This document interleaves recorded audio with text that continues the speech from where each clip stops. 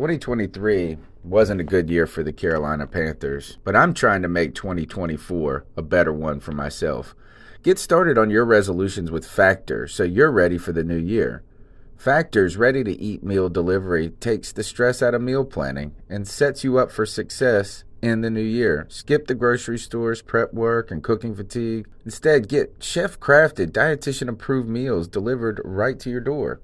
With over 35 meals to choose from per week, including keto options, calorie smart, vegan plus veggie, and more, plus over 55 weekly add-ons, you'll have a ton of nutritious and flavorful options to kickstart your resolutions. Skip that overpriced takeout trap. Factor is cheaper and way more delicious than takeout.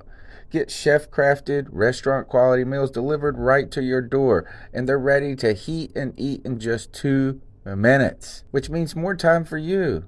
Head to factormeals.com/C350 and use the promo code C350 to get 50% off. That's code C350 at factormeals.com/C350 to get 50% off.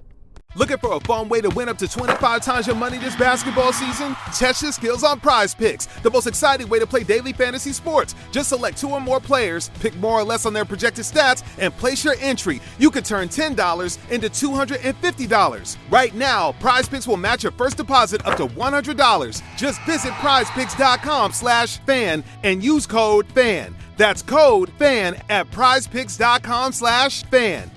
Must be present in certain states. Visit prizepicks.com for restrictions and details.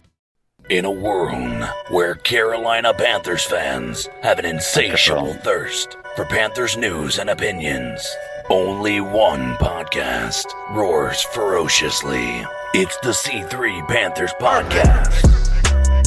Yo, what's the deal, homies? It's your boy, the Professor, a.k.a. Tony Dunn. It's the C3 Panthers Podcast, brought to you by CarolinaCatChronicles.com, where every Tuesday night, 9 o'clock, we chop it up live from the fan perspective. We're a few minutes late because we were just fiddling around like crazy on the Discord. We were about to launch the new platform, but at the last second, we had a slight hiccups, so we switched back over. But tonight's show is going to be lit. It's Will Pirates slay the Panthers twice. The Panthers lose to the Oakland Raiders. And now we got to face these damn Buccaneers. More Pirates everywhere we look. And so we're going to spend a little bit of time looking back. You know, we can't help. You can't just the post-game show, we're just all in our feelings. We got to go back a little bit before we can step forward. But a lot of the focus is going to be looking towards the Buccaneers, who are also looking for their first win, right? They fall to the Saints. Tom Brady is motivated. And right now, the Panthers, everybody's got something to prove. And I know who's got something to prove.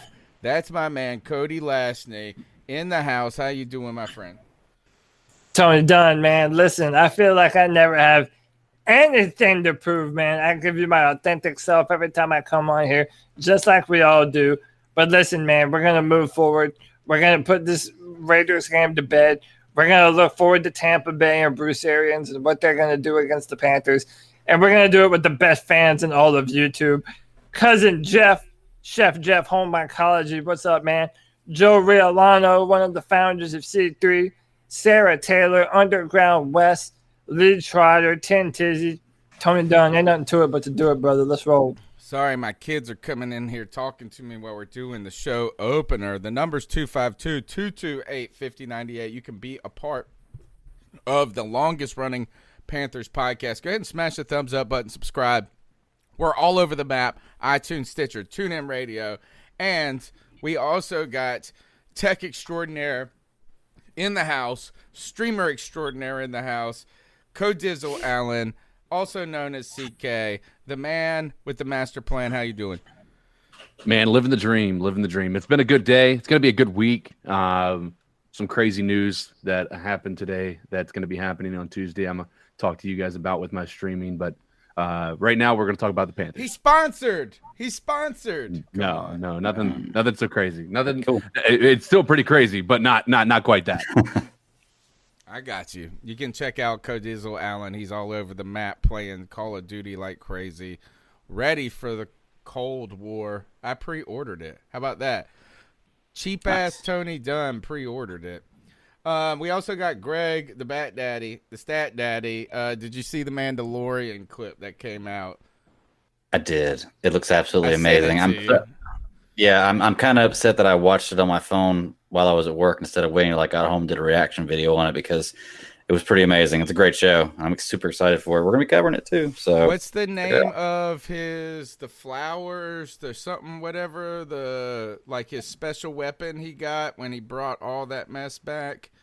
And it's the rose something, and he shoots it out, and it hits like 70 people. Oh, yeah. Whatever the name of that is he goes to press it, and little Yoda goes, "I'm out," and he closes up. Yeah. It's so cool. Yeah. All right. We've also got our friend Gene Thomas in the house. Buck, what you heard? Thanks for coming on early and dealing with all our problems. Hey, man, glad to be on. Thank you for having me on, actually. I appreciate it.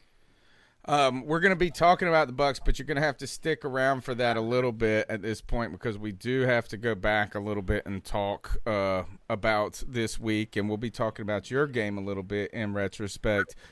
So everybody, yeah, go ahead. Yeah, real quick. I did get to watch the Panthers game, so I think there will be some good things to talk about, in the conversation. It can't be all doom and gloom. It's the first game of the season. People can't jump out the window.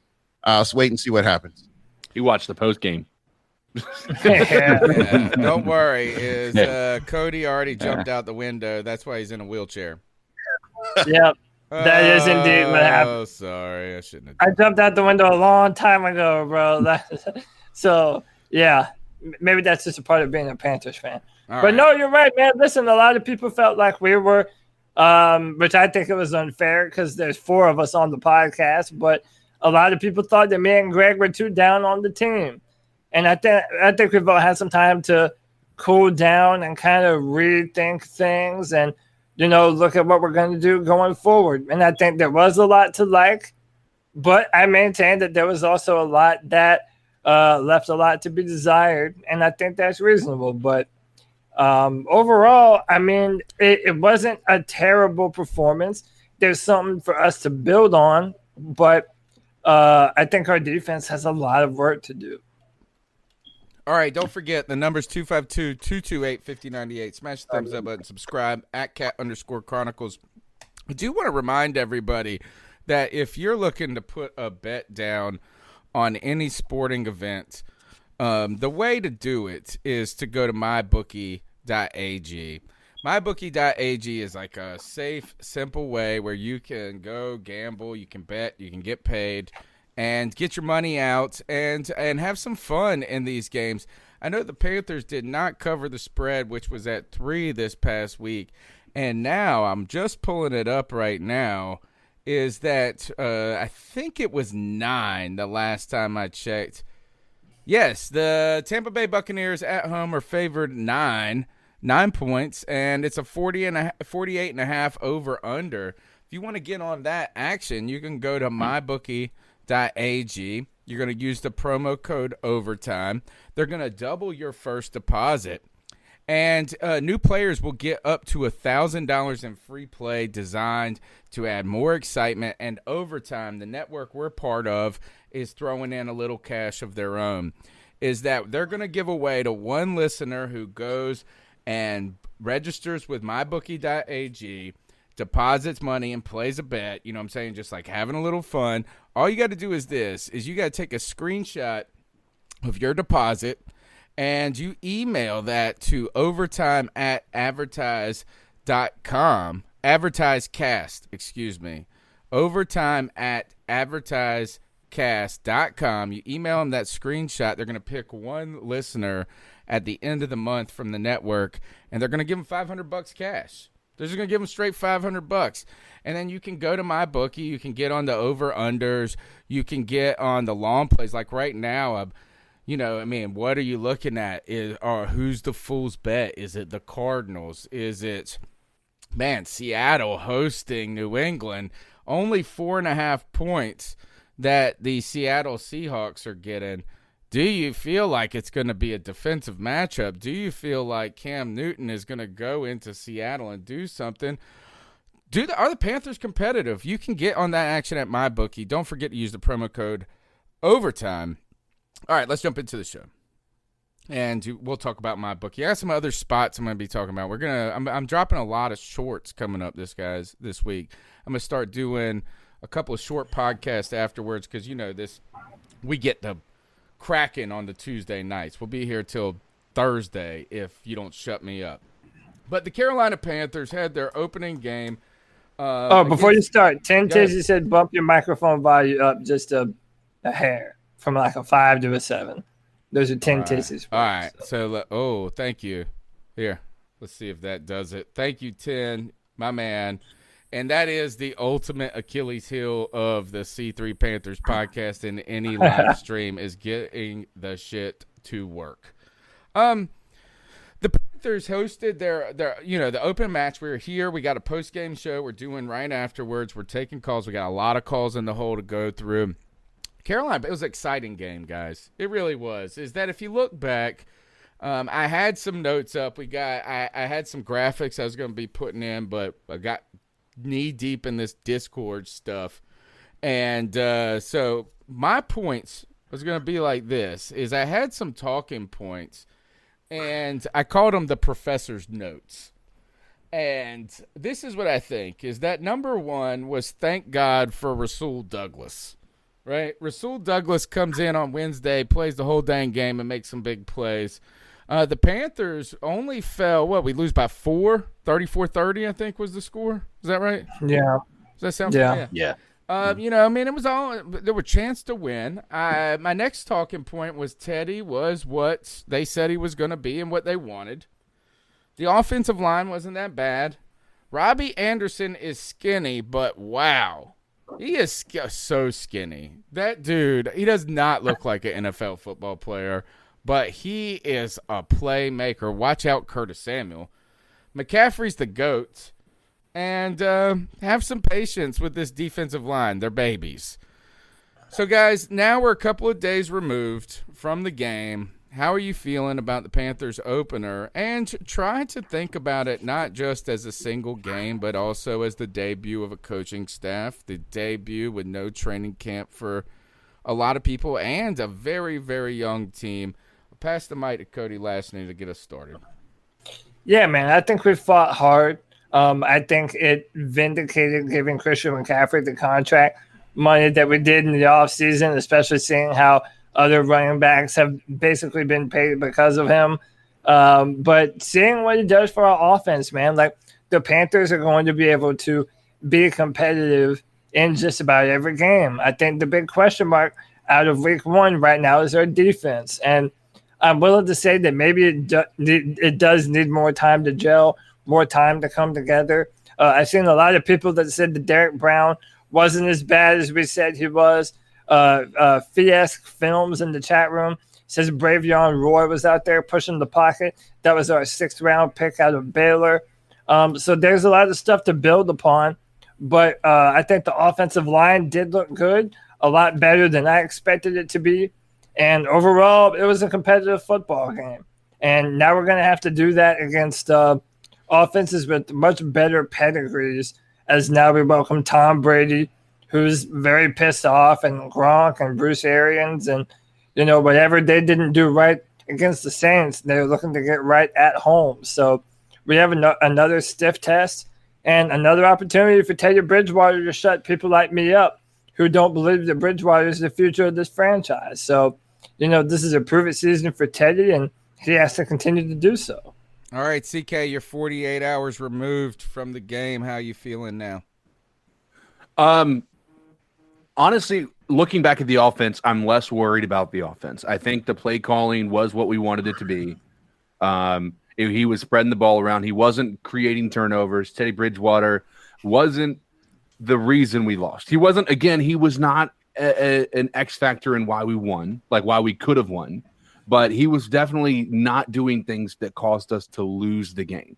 He was getting the ball into areas where they were catchable. They were catchable balls. A lot of the balls, even if they were thrown behind, they were catchable. And as an NFL wide receiver, that's what you're there for. So I'm going to give him credit. I am still just extremely concerned about this defense. This defense is my biggest anxiety of this entire team, because when you look at this NFC South or anybody we're playing this year, we cannot have a defense with no secondary and no ability to get pressure on the quarterback. Just cannot happen. And that's what happened last Sunday. I've watched this game more times than is acceptable. My Ice Up pick might go to NFL Game Pass for the coach's film not working today for the Carolina Panthers game for me on my mobile. But I've watched Go ahead. FYI, because of COVID, it'll come out on Wednesdays now. Is that what it is? Yep. They streamlined their staff that normally worked on it, so it won't be available until Wednesdays. Well, allegedly. That's a bummer. That's a Blame big COVID. bummer. Yeah. Well, COVID has ruined everything. Yeah.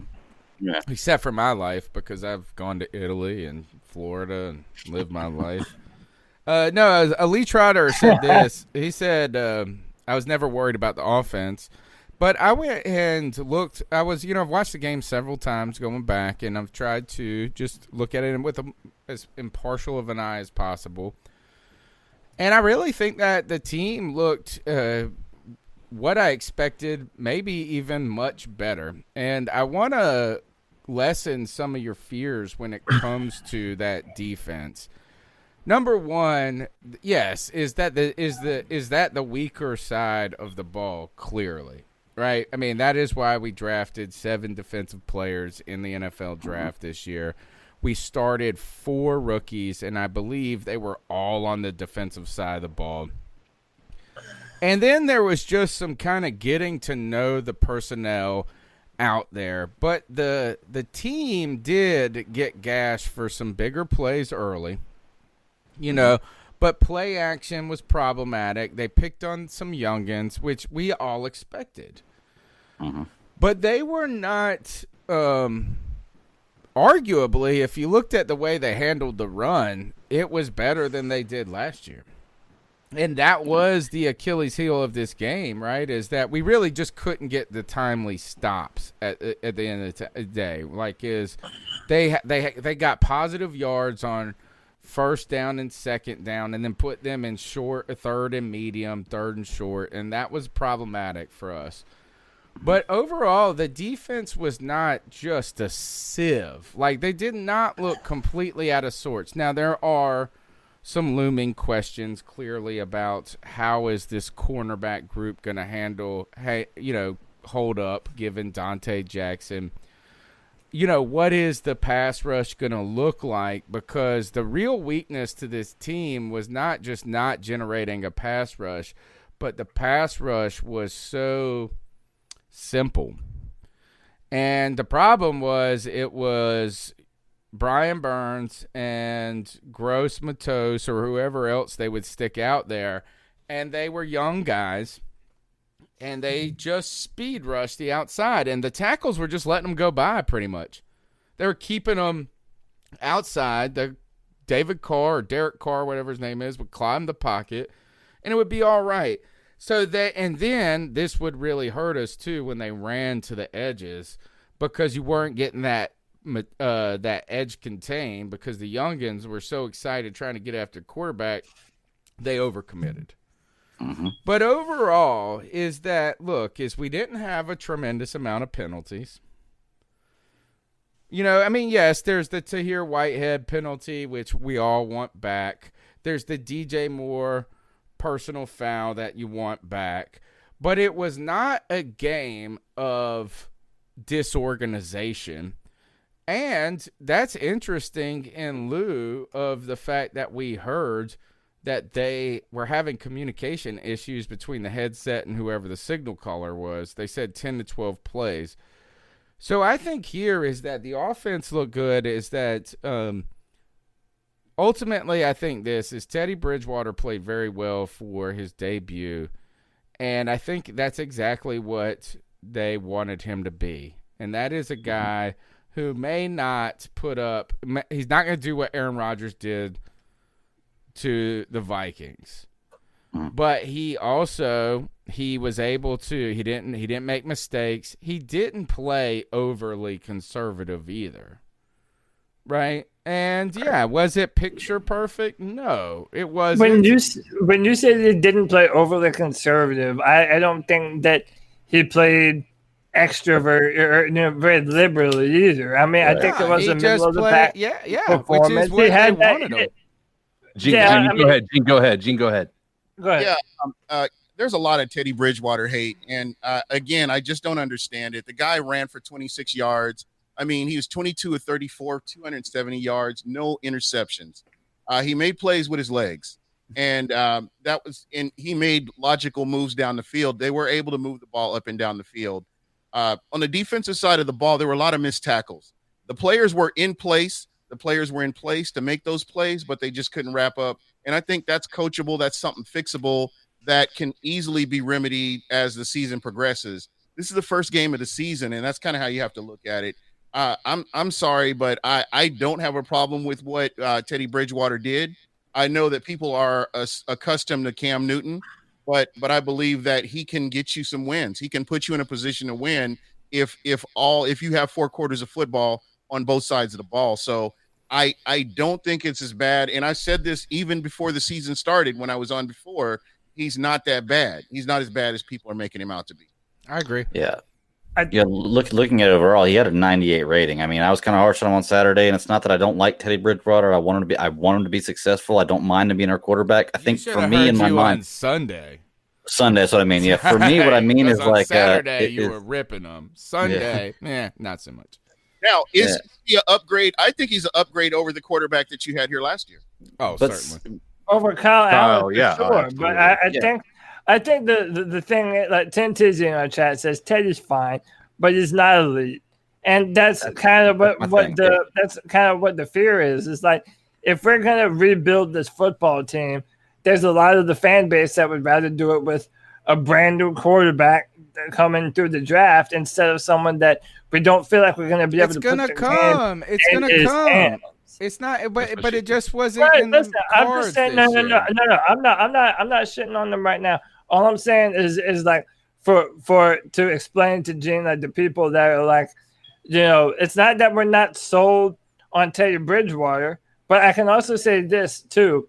I feel like part of the reason why Greg and I and a lot of other people online got upset is because Teddy Bridgewater missed a lot of throws, or not a lot of throws, but he missed a good number of throws. And normally Panther Nation would be saying, oh, well, there's Cam would have missed that. Or, like we brought in this guy to be able to be more accurate and a better ball distributor. And if he's not going to be an upgrade over Cam Newton, then people are going to continue. People are going to continue to be like, well, hold on. I would argue that he was an upgrade in that capacity in this game. But go ahead, Greg. We cut you off. Go ahead back to your comments right here. Is that going back to Saturday and Sunday, little harsh then. Now you've 48 hours removed. How do you feel? It's like I said, I feel good about Bridgewater. I feel like he can be a sufficient quarterback, but like they said in the chat, I don't see him as an elite quarterback. And I think my biggest issue is what Cody was talking about, but it's also in my mind, I can't imagine getting rid of Cam Newton for anything other than another elite quarterback.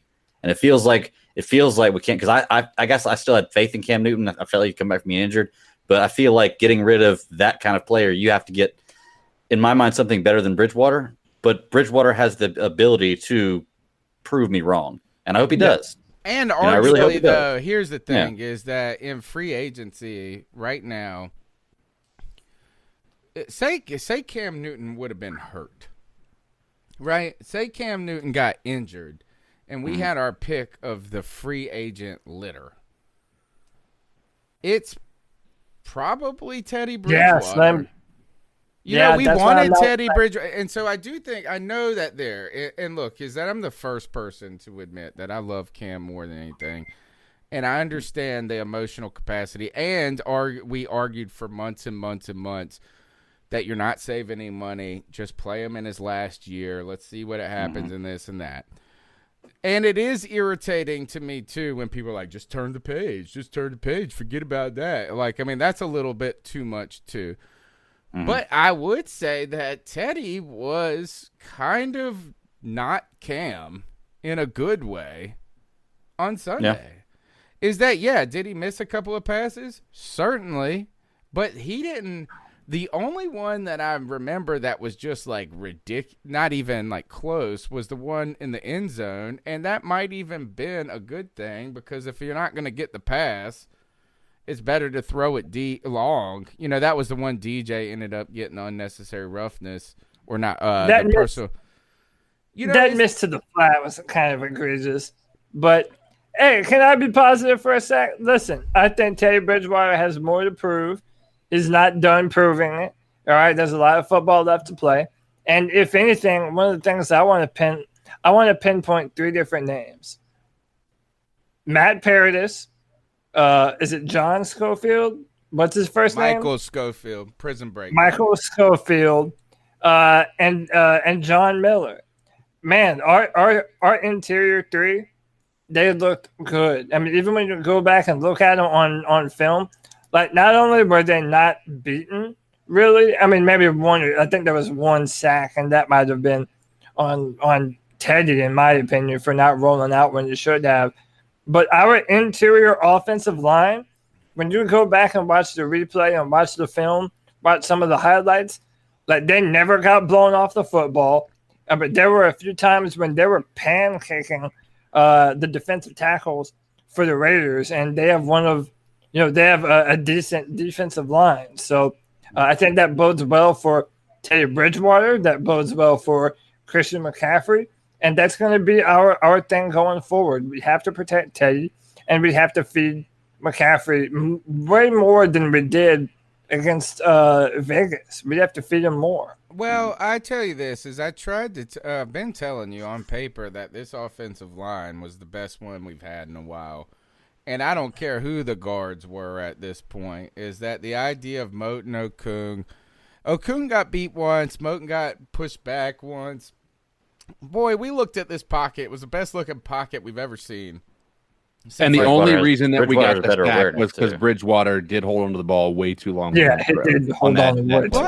But he had good pocket awareness. He climbed the pocket when it broke and this and that. He did have good pocket awareness. Absolutely 100% happy with the offensive line's performance. That's the best we've seen in a long time. Yeah, can we say you didn't overly feed Christian McCaffrey? But then last year we were so one-dimensional. It worked. Christian McCaffrey was sensational in this game. I really, looking back, I've watched the game several times, and I was not downtrodden after this loss. The only reason I was disheartened by this loss was because this is the one that I really think we have like a legitimate chance to win. The winners. Yeah, is that every other one is, I feel like every other team we're going to play going forward, at least on paper and what we know of them before this past week, it's a larger mountain to climb. But I was very happy. I look back and, I'm not upset with the play calling at all. And we'll talk a little bit about the defense, but let's move to the play calling very quickly. Is that the immediate talk of the town, and kudos for Joe Person to still having a little sensationalism in him. He's the first guy that asked Matt Rule about the 4th down call. I think I've got – here we go. Let me see. Here we go. Here's Matt Rule on the 4th down call. Scott Fowler from the Charlotte Observer. Why not put it in Christian McCaffrey's hands on that 4th and 1? Yeah, it's a great question, and and I'm not second guessing anyone. That's a head coach decision type thing. So to me that's something that I have to think about. Walking away from this, but we have confidence in all of our players, and we have confidence in our plays, and that kind of inside of the yard, that sort of that fullback belly quarterback sneak. That's kind of the world that we're in. And it had worked before, so we thought it would work again. But, I think when you write up, who to blame for that, I think the only person you can blame is the head coach. I like this is that Matt Rule obviously is going to take the credit for this, whether or not who is the one that calls is that Joe Brady's calling the plays. I'm pretty sure he's giving them carte blanche on that. What's interesting about this is he said we did this earlier in the game. I think they did it on 3rd and 1. They ran the fullback. Mm-hmm. There was a 4th and 1 earlier that they got where they ran with Christian McCaffrey, actually. Yeah. Overall, I really don't care. They ran one earlier that was a 4th and 1 that was Arma as well. He had a 3rd and 1 pickup and a 4th and 1 pickup? No, it was a 4th and 1 that they gave him. I think they only ran him one time. Then maybe it was Mike Davis that got a carry. I saw somebody other than Christian McCaffrey on a 3rd and 1 pick it up. But here, look, is the head coach has got to say these things. But even this, as I look at the play call, I look at all of this, is that, all right, we'll just open this up. And let's ask our guest, Gene, is it the wrong call to not give the ball to CMC on 4th and 1 when the game's where you're trying to stay alive? This is the immediate thing Panther fans went ballistic about. I would have given it to him. I mean, you know what to expect, but I've seen times where he runs and you already know what he's going to do, but they can't stop him. And I saw that a couple of times in the game yesterday against the Raiders. They had him dead to rights, and he still natural ability was able to move the ball forward. Wow. So yeah, if it were me, that would be the direction I would go. That's what he's there for. He is an offensive weapon, and that's what you want to use him as. I saw a great tweet, and I wish I could credit the person who said it. It may have been Josh Klein from Roaring Riot or Keep Pounding. I feel like they've been popping up in my feed a ton lately. But they said, look, Madden prepared us for the fullback 4th and 1. Like, that's what – you get that on Madden basic. I think their point was on Madden, we get that all day long. You're going to get that.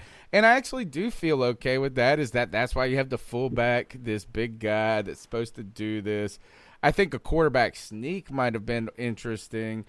But ultimately, 48 hours removed, Cody, are you still infuriated by the idea that it wasn't Christian McCaffrey, or as some people have floated out, that the run up the gut itself was also just unexciting? So listen, Cam would have rolled that sucker out. Don't say his word. Don't say his name. I feel like he's Voldemort. Is he? That's Voldemort. Yeah, you can't say that now. I'm reading that with my kids now, so I know who that is. Oh, dude, that was my favorites growing up. But yeah, listen, it was the wrong play call. It was the wrong play call, and they gave it to the wrong person. Listen, I understand if you want to give it to the fullback on a 4th and 1, in the 2nd or 3rd quarter, fine. But when the game is on the line, give it to the guy that you just paid $16 million a year to be the face of this offense. That's not too much to ask. After losing so many people, Christian is the face of this football team right now. And frankly, our offense goes the way that it goes. If we're able to have a dominant rushing attack, then the Panthers are going to be in every game that we play. But if we're not able to feed Christian appropriately, then our chances go down and down and down, because I don't think that we're going to win a shootout with more of these high-powered offenses. But I'm over it now. It was the first game of the year. I'm not gonna hold Matt Rule over unnecessarily hot coals. This was his first time. It's not Matt Rule. Being it's the head coach. your golden boy, Joe Brady. Guys, potentially could Teddy have run that himself? I mean, we saw him make plays with his legs, occasionally throughout the game. Wouldn't he have been another option to get that 1 yard? He would have been an option. Curtis Samuel would have been an option. You would have had an Ian Thomas or Chris Manhurts. There's so many options. I am of the opposite, and I said it on Sunday night after the game. I said it worked earlier in the game. We put the ball in Arma's hands. He was able to get the 2 yards when they knew it was going to be Arma. When they knew it was coming up the gut, right? And the fact that it didn't work this time, it's nobody's fault. It's nobody. The Raiders, if you look at it, they played that very, very, very well. Yeah, and I'm 100% fine with it. I have zero. The only person I would say is when you look at that box as a quarterback, if you have a second option, you take it, because there is nothing. Like, even if you give that ball to Christian McCaffrey, unless he's able to bounce to the outside, nobody was getting through that line right there. That line was tight. Yeah, and I think, Oakland has been better against the run, against the pass, and some things. But this is, I think that the Panthers, they're underdogs. They were underdogs in this game. They're going to be underdogs going forward. I think the fact that we were in it to win it at the end kind of, there's some other things, is that we really shouldn't have been in that situation. There's some ideas that, we gave them an opportunity to get back in the game. So I'm not going to go overly crazy on it. A lot of fans, some fans have been upset. Some fans have been, very supportive. But I do think let's think of it like this is, I would say that we had, Greg, and this is a good way to bring you into the conversation. I remember at the end of the half, you texted us, don't they know they have timeouts? And even though I understand what you were saying, because it felt like you needed to call a timeout, I really felt like at the end of the day, they were making good clock management decisions, because they, you were getting it to the end. They're going to make sure there was no time left. It was not, I got what you were saying, right? It's like I understood. It felt like It felt slow. It felt slow. It felt like it for sure. Good. I was you'll even see the text that I had right after that. I was like, well, I was wrong. They obviously managed that very well, because I felt like the should have called timeout, but that was just me being wrong. And I was with you. I was thinking the same thing. But how many times have we seen a Ron Rivera squad? How many times have people been up here in the chat room talking about how poorly managed the clock was, this and that? And we go, well, Ron Rivera's a defensive coach. You would think he'd be better at managing the clock. Ice up Fangio last night. But I hate to do this at a whole, but don't you have to? How much are we going to this year? How much of a pass do we give our coaches for it being their first year in the NFL? But you're not giving them a pass if they're doing it right. Yeah, well, here's my thing, though. This is what I think deep down, and a lot of fans that kind of feel the same way I do are feeling, is I see a completely different team on the field, but I see a completely same result that I had last year. Like I said, last year we scored 30 points a lot of times. A lot of the games we lost by one possession, less than 3 points, or 6 points. So I thought we only scored 30 twice last year. Nah, we were. Well, maybe I'll have to check it out. We were pretty pro. Didn't Kyle Allen win the first 5 games that he played? Yeah, but they weren't high scoring affairs. But they were decent. I remember. We put up decent numbers the last couple of years. But that's my thing, is I see a totally different team, same result, I think, is what I'm feeling. And I know it's first game. I've got to let that go and move forward and see what happens in the future. But I think that's where I'm stuck at the moment. I think because I didn't like the rule higher anyway. Here's where I changed my mind with the urgency at the end of the first half.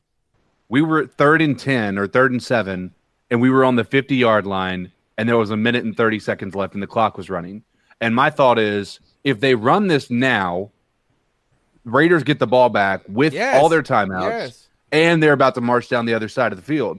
When we were past the 50, and they started to actually kind of speed up a little bit, they were moving, they were making sure they were lined up. Maybe they weren't running. It didn't feel like they were panicked. I actually felt like it was calm, cool, and collected, which I actually liked, because you didn't see mistakes. And there was a good play right there at the end of the half, too, where Teddy Bridgewater looked at the clock, slid, and took a timeout. And Smartest thing I've impressed ever with that. seen. Yeah, and on top of that is, how many times have we, with a coaching staff that have been intact, with a quarterback who been our quarterback, you think he knows what's going? How many times have the Panthers taken delay of games at that moment with Cam Newton under center, and you're sitting there, and we've always been trying to figure out, is it Mike Shula getting in the play late? Is it this and that? We didn't know. We didn't have that. Even Teddy did let the clock go down to the end. The only bad thing about letting the play clock go down, is that defense does get a little advantage, because they know a little bit how to jump. You know what I'm saying? Is that if the clock's about to go off. But other than that, I think, too, thinking back, some of the criticism I saw on Twitter and among Panther fans at the end, where we ran it 3 times in the fourth quarter, like, where we were to get to the 4th and 1 or whatever. But Christian McCaffrey had been eating them up, and it was working. Like, you're getting 3, 6, 8 yards a clip. Why not run the ball? And again, if your defense can't stop, anything, you do want to run that clock all the way down. So I think this is that I got glowing reviews for the coaching staff at this point and the way the team looked. And with the idea is that you got to remember is that the difference between Greg last year and this year, and maybe not so much last year because we had Kyle Allen at the helm and stuff, but the idea we thought we could be winners going into the season. This year, it's like all gravy. Like, if we win again, we're like, whoa. Like, that was a positive performance overall. It's aiming low. But it's supposed to be. It's not even aiming low because your team is not calibrated to aim high. Right. I get that. Yeah. So we didn't look disorganized overall. I do want to throw this out there, and maybe I'm wrong, maybe I'm not. But the play calling to me compared to what I saw at LSU was tepid. It almost looked to me like they were afraid to throw the ball deep at Teddy Bridgewater, to really throw with the explosive plays.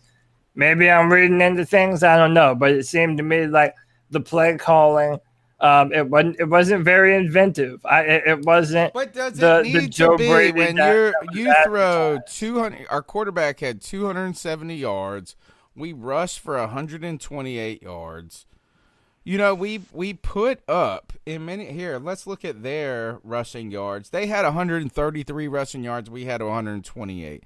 We had Derek Carr pass for 239 yards. Teddy Bridgewater pass for 270. We were not stagnant. Do you need to be inventive in a way? I don't know. I was as Joe Brady's first game calling the NFL. Remembered what? A lot more 3 and outs, like a lot more situations where we should have been better moving the football. And it just seemed like most of our throws were to the middle level of the field. And last year, the Raiders had one of the worst secondary plays. Did you not see the Saints game? I can't wait to ask. We were 7 for 13 on third downs, and we had 22 total first downs. All right, so what? That's a little more than half. It was pretty good. All right. The other thing is let me see. I did have less because I don't want to spend too much time because the cat calls are going to bring this in. I wanted to bring this up is Gene said that the problems on defense seem to be tackling a little bit, and here's Matt Rule on it, and I think he agrees with Gene. I think we had a hard time on third down, and they were in so many third and shorts. And I think that just goes back to their ability to run the football and then at the same time get the ball on the perimeter with some screens. There wasn't a lot of drop back passes. There weren't a lot of, there were some play actions that hurt us for some big plays, but there weren't a lot of drop back passes. There was a lot more run the ball, get the ball on the perimeter. And so, we knew going in, going back to all my press conferences all week, I think I said that would be the game, or they're a big, powerful front. And, I think we just, the drives where we had success, we stopped them on first down and had them in second and long, and just weren't able to do that enough to have a better day. I just want to mention that is that when you look at this, and the last comment I have about the defense is that I was actually very excited. I was looking at the defense today, and my question to you is, KK Short done? I screenshotted a picture from Kuntz. I wish if we wouldn't have been messing with the stuff, I was going to have a little bit more time to get some things ready, some graphics. It's crazy. It was crazy. I went and watched the play, and I don't believe the game book. If you go and look at the game book, they tell you the percentage of plays that each player played, and I don't believe it. I just don't think it's right because I watched, and 99 was not out there a lot. I saw a ton of Bravion Roy. It said they only played 30% of the downs. I saw, look, Zach Kerr, whoever this is, defensive end. I'm starting to wonder. I got questions about this. Is Derek Brown, you go and look at it. Yeah, there was a couple of plays like maybe he could have been a little bit better, but he's going to be fine settling in. He was a country boy strong, just bucking people at certain times. But my question is, 31 years old, the most expensive player on the team, KK Short, and he's not out there a ton, or it just didn't feel like it. Now, he's my favorite player on the team. I don't want to hear this crap. We should have kept this and this. I don't want no buyer's remorse. But I wonder if the defense is just going to continue to be a bunch of different guys all the time. Well, I know one thing. I would like our linebacking core to be some different guys. I felt like they looked. Yeah, listen, they looked out of sorts. I feel like we're all going to be mentioning our defensive backfield. And, yeah, we have some problems in our defensive backfield. Thank God we signed Rasul Douglas when we did for him to be able to come in and contribute. But the fact of the matter is the middle of the field, it was bad for us, man. Mm-hmm. And Shaq Thompson wasn't overly impressive either. And, listen, I'm going to give credit where credit was due. Shout out to our man, Pat Coltrane, Baby Bubba. I was watching him on YouTube, and he brought up a good point. It's like, why don't we give Shaq Thompson a shot at the middle linebacker? He's been here with Luke. He's been here with Thomas Davis. Like, the middle linebacker in a 4-3 is the most important position amongst the linebacker group, right? They're the quarterback of the defense. Why is a first-year guy with the Panthers manning the most important linebacker position on the football team? Like, why does Shaq still not wrap up when he tackles? Like, there's a lot of dumb things that we continue to see. And, man, once we face the better offensive lines in football, they're going to start to kill us on those second levels when the guards start to pull and start blocking on the second level. I mean, you already saw Josh Jacob. I mean, listen, Josh Jacob was bouncing balls to the edges, and our linebackers knew that it was coming and could not keep up with him. And that's a problem. All right, so I got two comments on that. One is that I have been rooting for Shaq to be great. I have. I got his jersey before he played it down. Yes. Is it a China version? Yes. It's not the real version. It's a China version. But I don't give a shit. I got mad Chinese jerseys. I don't care. You can get them mugs on Alibaba for like $40. But I've been rooting for him to be great and this and that, and it's just never been consistent. It's never been fantastic, and everybody's always been telling me it's coming, it's there, it's coming. So that's one concern I have there. And then the other thing that I wanted to mention about, I watched the condensed game version, and everybody has been on Twitter talking about Jeremy Chin. And I didn't see what everybody said. Now, I'm not saying he didn't play. I'm gonna try to find his tackle stats or whatever. But everybody said like this dude was a tackling machine, this and that. Jeremy Chin, he had 8 combined tackles. Shaq had 12. I just did not see him as impactful as everybody said he was. Now, I didn't say he was a weakness or a detriment. I'm not saying that. I think this is that the defense, I don't know where the weakness was, and I actually don't feel it was the secondary as much. Now, Henry Ruggs getting hurt was a thing, and that helped us. The last point I would say is that when you were talking about 4-3-3, I actually saw us in the 3-4 a good bit. Not a ton, but we were switching up formations. I like that. I think Snow's defense is going to be nasty. I do want to continue to tell y'all, especially you draft heads, Cody, defensive ends don't work their first 1 or 2 years unless they are Julius Peppers. So temper your gross Matos shit. Temper your gross Matos mess. temper your – even Brian Burns. We saw the problem with setting the edge over and over. I think this defense is going to be good, but I expect it to be good in 2 years. Well, Chin saves a touchdown with one of those tackles, and I know we commented on me and CK were talking about it. He closed fast, too. I thought that was a touchdown for sure, and he closed real fast and wrapped up, and I was impressed with that. Can I bring up another topic that we should probably touch on a little bit? Yeah, and then we're going to sneak in a cat call, and then we're going to talk Tampa Bay because we got Gene sitting here. He's like, and Gene, please talk on the Panthers. I know that you're sitting here going, let me out of here. No, it's fine. It's good to get a good knowledge of what you guys think of these players. I mean, I've pretty much stopped listening to ESPN and NFL Network. I tend to get my information from podcasts because me too. Yeah, because because we're watching them nonstop. Is that yes? Or no? Are we? Am I a football expert? Am I out here? But I tell you this: is I know all the names of the team. Well, I did until this year.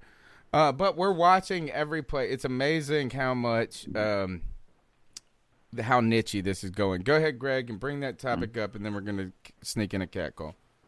Just real quick, minus the actual kicking, we could talk about field goal kicking too. How'd special teams, or how'd that make y'all feel? I know I touched on it real quick on Sunday on the post-game show about how seeing Pharaoh Cooper, I'm not scared of him catching the ball, and I've been scared for so many years of a punt returner or kick returner. What do y'all feel about that? I mean, dude, he was do you amazing. feel a whole lot better about the return game? Third best player on our team. Yeah.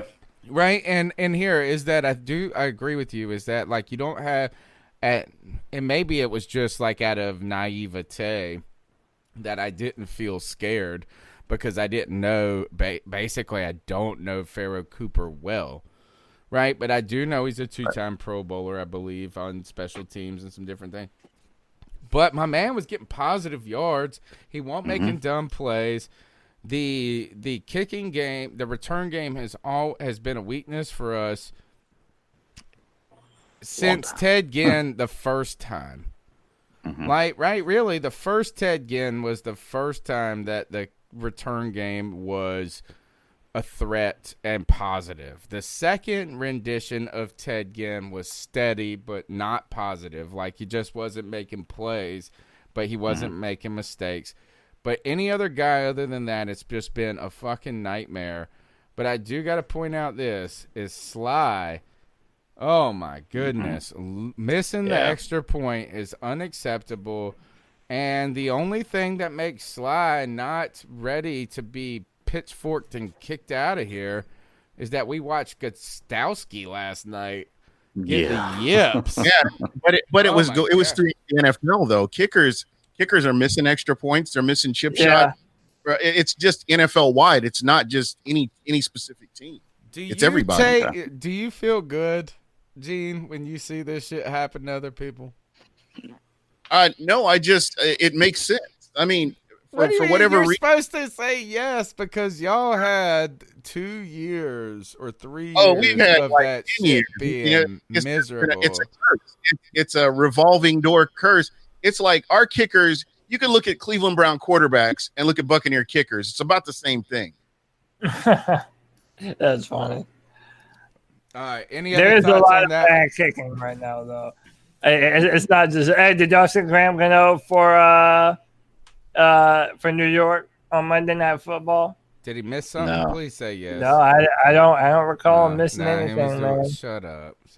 How about this? Well, Did you see that offensive line for the Giants?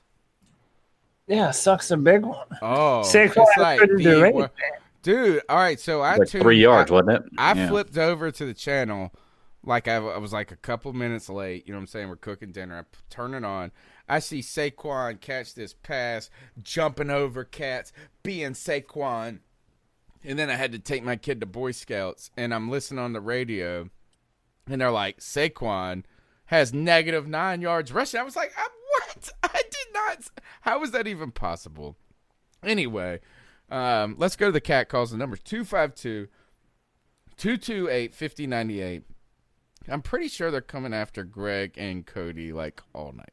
So what are your thoughts on catcalling? Yeah, it's pretty sure. You shouldn't do that to somebody. And how did that make you feel? Very uncomfortable. So how do you think catcalling makes the person feel? It feels good, like... Who's that cat sitting in the back corner with his face buried in his nose? Who's that kid that can use one?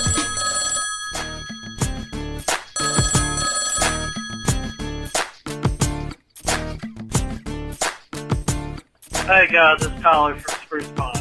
I know it's been a while since I've called, and that doesn't mean I'm not listening. I listen to the post-game show with the Raiders, and I gotta say, man, I really don't understand why y'all are so against Teddy Bridgewater. I thought the dude played a pretty decent game, and honestly, we paid the man to be a decent quarterback. It's not like we paid Teddy Bridgewater $30 or $40 million a year. We paid Teddy Bridgewater $20 million per year for 3 years to be a bridge quarterback. So, my dream scenario for this year was to be competitive in every game, but lose 15 of them. I don't want to go 0-16. I don't want that mark in franchise history, but I do want that number one pick for Justin Fields or Trevor Lawrence. And we expected our defense to be bad. I think everybody expected our defense to be bad, but Teddy Bridgewater wasn't the problem. I agree. He put up 30 points. The defense gave up 34 and didn't have a sack. I think that was more of the issue than Teddy Bridgewater. I mean, the dude's not perfect, but we didn't pay him to be perfect. He's not going to be Patrick Mahomes. I think he did just fine with what he had, and I think he was what we paid him to be. He was, and I do believe this. He was what we thought he was, maybe even a little better. In his debut. I want to point that out, too. It's a debut game. You know, with all different parts, like this offense arguably should get better and better each week. Teddy should get better, you would think. And certainly he's not going to be flawless throughout the season. But I agree. Is that all right, I'll let y'all two take that. I don't need to do it. Y'all two take it. I mean, he's nothing he's saying is not true. Like I said, I mean, Bridgewater didn't have a bad game. Like me and Cody were saying, there are a few things we didn't like, but it is the first game. You know, I've stepped back now. It's the first game. I'm going to give him a chance, but we'll just see what happens, man. I don't think – I guess, like I said, I just wanted an elite quarterback, which we don't have, but we may end up getting one in the future, like you said, Tony. So and maybe Bridgewater will grow into that, you know? Yeah, and Teddy Bridgewater is who we thought he was. Mm-hmm. Like, he's a game man. I said before this season, if Teddy Bridgewater can end up being – Jimmy Garoppolo, then that's the best that we could hope for. Mm-hmm. Then there's someone that operates in rhythm, fast, get the ball out. That, you know, they're not making the craziest throws, but they don't have to because they operate their offense efficiently. And, you know, for the most part, we did that. But I still think he missed some layups. And again, I'm just not sold that it's hard to want the number one pick in the draft and then be like, oh, Teddy's good. You know, it's a hard thing to wrestle with, man. But, like, right now, Teddy has a bunch of games left to prove all of us wrong. Like, Greg and me don't need to change our opinions. We're not Teddy Bridgewater believers, and we don't have to be. Granted, if something happens to change. You don't have to be a hater, though, is what they're going to say. But yeah, that's fine. But I don't you guys, and to be honest, I do want to. Hey, how about this? I'll be a hater if I want to be, man. I feel like if I'm a hater, I'm a hater, bro.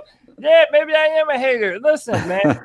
You got a lot of hater on your own team. It's wrong. It's not right. It's like, unless his name is Colin Jones, or as we're bringing up Pat Coltrane twice today, Paulin Pones. We don't say his name. I think there's a difference between being a hater and being reasonable, and I think that Greg and myself are and then after the game, I do want to caution Panther fans is that the post game is an emotional show. Yes. Right. Is that we don't get to rewatch and to think and to look. And on top of that, we're saying our opinions on glances. You know what I'm saying? Like, of the game is that yes, everybody watches it as best as possible, but if you look away and this and that, so do know that that's why we say 48 hours removed. Where we at now? We're gonna do one more call and then we're gonna get into this Tampa Bay Bucs stuff, and you guys cover the call because I gotta go get another drink. Mr. Cody Lashney, Mr. Twitter, Mr. Draft expert. Here it comes. You made a comment about Brown, right? Derek Brown, and how you're disappointed in him, and that how we needed a game-changing linebacker or something, right? Are you talking about that same game-changing linebacker that you said can cover Julio Jones one-on-one? You mean the one that got drafted by the Cardinals? The one that got cooked by Raheem Mostert in the running backs? The one that couldn't keep up in coverage and ran into his own player? The one that gave up 100 yards receiving and 2 touchdowns and had a whole horse collar penalty? Are we talking about that linebacker in that defense? Which, by the way, if you look across the board of the talented defense of the Cardinals, they're actually better than we are. So what the hell do you think Isaiah Simmons would have did in our defense, Mr. Draft Expert? Yeah, and you're not even a draft expert. I'll tell you exactly what Uber drivers are to Amazon. That's what you are to the draft analysis. All right? You're a cheaper version of a draft expert. You're a biased Clemson fan, and you don't understand what actually goes into a football game. You're over here making all kinds of comments. You don't fully understand what you're saying.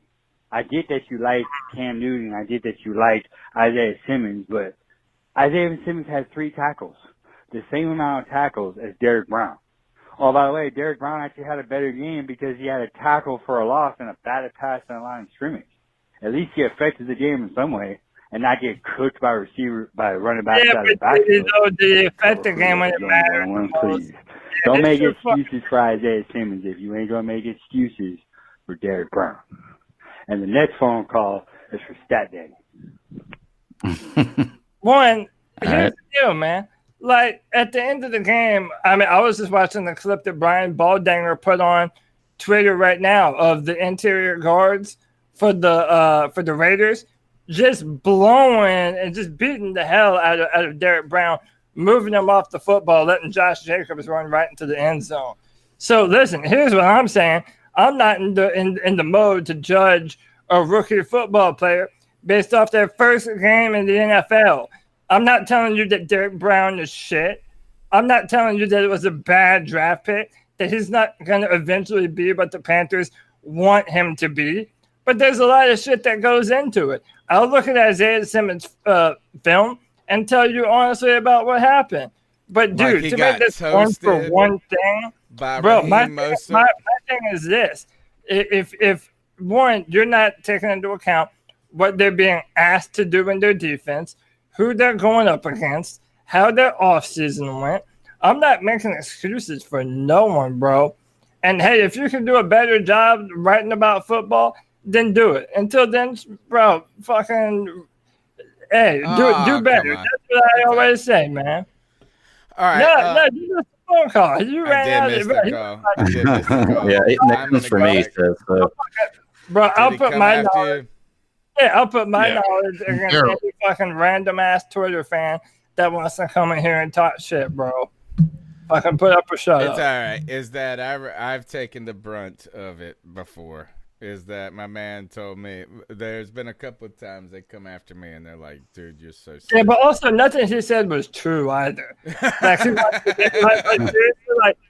if you're gonna say something, at least be factual in the shit that he's got 3 more calls loaded up, but we're not gonna get into them now. We got a lot of calls to get through. Let's though turn our attention to the future. And actually the future past of another team. We brought my longtime buddy, Gene and I go back when it comes to this podcasting joint. We've been hanging out on the internet for like 7 years, bro. You're my man. He's got the best podcast name in the world. Buck What You Heard. Gene Thomas here to help us break down the Bucs. And disappointing start for the Bucs. You lose on the road to the Saints. You know, tempered expectations, I guess, at that moment. I did tweet this out. Fooled by the hype again. I hate to say this, and I actually don't hate to say it to Gene because he's always so nice to us about our own team. There's so many times I thought the Bucs were going to be really good, and they aren't. They haven't been. Like, I've bought into the hype. I'm kind of like, I gotta wait. I won't believe it till I see it type moment. And again, I was fooled again. I was like, man, I think this is it. The defense is straight, this and that. I went back and watched the game, Gene, and I gotta believe this. It's not as bad as people say. Yep. That game was lost by the Tampa Bay Buccaneers in many ways, and I do know that the Saints, I have underestimated the Saints over and over at every turn. I still don't believe in their defense when I should. It really is good, the defense, and this and that. But the Bucs were not terrible like people want to think. What's your thought about the game? Tom Brady's first start. Are you upset? What's going on? Man, for me, if you go back and listen to the podcast, I didn't pick the Bucs to win. I was probably one of the few that did not. The Saints have gone to the playoffs the last several years. They've won the NFC South. I mean, they're the team to beat. That's the measuring stick for the NFC South right now, whether you like them or hate them, which I have a lot of hatred for them. They don't have salary cap. I don't know what their salary cap situation is because every time you're supposed to be in salary cap hell, they end up getting a player. And it blows my mind. Mickey Loomis, I have a love-hate relationship with that guy. But kind of getting back to the game, the Bucs beat themselves. There were some really costly penalties. And I know Bucs Twitter, if you follow Bucs Twitter, you hear a lot of people that were mad about the number of penalties. It's where the penalties had occurred that really bothers me. And when you have a drive going and, the drive gets stalled because of, stupid penalties. Tom Brady was Tom Brady. His first game as a Buccaneer, he threw a pick six and, he had another interception. Both led to touchdowns. And you kind of see that's kind of the difference in the game. So it's cohesion, getting these players together, and we'll just kind of have to see what they do to regroup. And it's going to tell a lot about how Tampa responds against the Carolina Panthers in this game. Why was the Bucs defense not better here? And the reason I say that is because I believe in this Bucs defense. I saw them get better all year last year. The person I really truly believe in is Todd Bowles more than anybody, is that this guy's legit. And then I look at Drew Brees and they were – I felt like people thought they were better than they were on offense. And I got Alvin Kamara in my fantasy league, so I'm rooting for that secretly. But I don't think that the Saints offense was like a juggernaut. Why did you guys fail there? Yeah, again, it was just costly penalties and turnovers. I mean, you look, Alvin Kamara was held to, I think, like 46 yards rushing. Michael Thomas was held to 13 yards receiving. He got injured. He did get injured. He got injured at the end of the game when they tried to hang 40 on Tampa in that cute little trick play. And, that he was out there, and I think one of his players rolled up on his ankle. But, again, Is that the pass from the Mormon to Kamara? Please say it was there. What's the guy that everybody loves, that backup quarterback? It's Taysom. I think Taysom Hill was in on. I had to go back and look at it again. But, again, that was the Bucs. They stopped them at the goal line. They actually didn't get to score. And, I don't see anything wrong with the defense. You guys really should keep an eye on the defense. Devin White, Levante David, Vita Vea. You remember last year they did a pretty good job stopping Christian McCaffrey in both games. Yeah. And, his rushing totals were real low. So, definitely this defense, the majority of the players are back with the exception of maybe one. Winfield Jr., the new safety, I think is another player you guys should really keep an eye on as well. But I think the secondary has improved. And again, the Bucs beat themselves in this game. I mean, they lost the game overall, but if there were stupid penalties and what was it, like 113 yards worth of penalties or something like that, and the Bucs pretty much beat themselves. They need to clean up some of these preseason boneheaded plays that they were making, and I think they'll be just fine. That kind of leads into my next question. You mentioned how last year Tampa Bay did a great job of stopping the run against us. Like, it was a thing. Christian McCaffrey would eat, but then we'd play y'all, and man, that defense came alive. Are you hopeful that they're going to be able to continue to do that again this year against more teams than just the Panthers? And do you feel confident that you're going to be able to do that against us this Sunday? Yeah, just looking at that defense, especially against the run, they've been pretty consistent. And when you have a team that has a season of the defensive coordinator under their belt, it really helps the team to get off to a good start. And I thought they really did. I mean, when you consider Derrick Henry, the Bucs held Derrick Henry to like 75 yards rushing last year, and he was your rushing champion. I just think they have the tools to get in there and stop the run and force Teddy Bridgewater to make plays with his legs or possibly with his arm. So we're gonna definitely see a lot more of the responsibilities fall back on Teddy if they can stop the run. Kamara was not bad in this game, but you guys did have some success at times to get him, just like he had some success against you at times but not a ton of yardage unless the trick play. You count the trick play in. Kamara beats ass there and gets some stuff. Yeah. But this is more of a question about the Saints than it is about the Bucs. If you didn't watch this game closely, Gene, do you come away thinking the Saints are better than they are? And I kind of think you do. I think you kind of sit there and you go, man, look at this. They got ahead. Like, really, is that Brady didn't have a great game. He didn't have a terrible game, but he had, getting to know some things. There's a question to have about his, everybody wants to know, is he done? Is he busted? Is his noodle arm and this and that? But overall, do you think that the Saints were that good? Again, I go back to it. I think the Bucs beat themselves. The Bucs should have beaten the New Orleans Saints. I mean, when you look at the penalties, that killed the Bucs. And that pick six, there was a pick six and the play calling was a little suspect on that one, but I'm not gonna get into that. And then there was a route that Mike Evans ran the wrong route, and there was just a communication issue, which again is something that can get cleaned up. Yeah. Is Brady washed? No, far from it. I mean, if you look at his arm, if you look at the passes, there was a touch pass that Brady got to Chris Godwin in the first quarter. That was just a dime, and it was just a drop in the bucket, and he caught it, and they were able to move the chains. Again, it's just getting familiar and getting comfortable with your receivers, and I think they will just continue to get better as the season progresses, as long as they can keep Brady upright. Concerns about Mike Evans' injury? If it were me, I know I'll get a lot of slander for this, I wouldn't have started him, because soft tissue injuries, and we've seen it throughout the NFL this first week. Only targeted him once, too.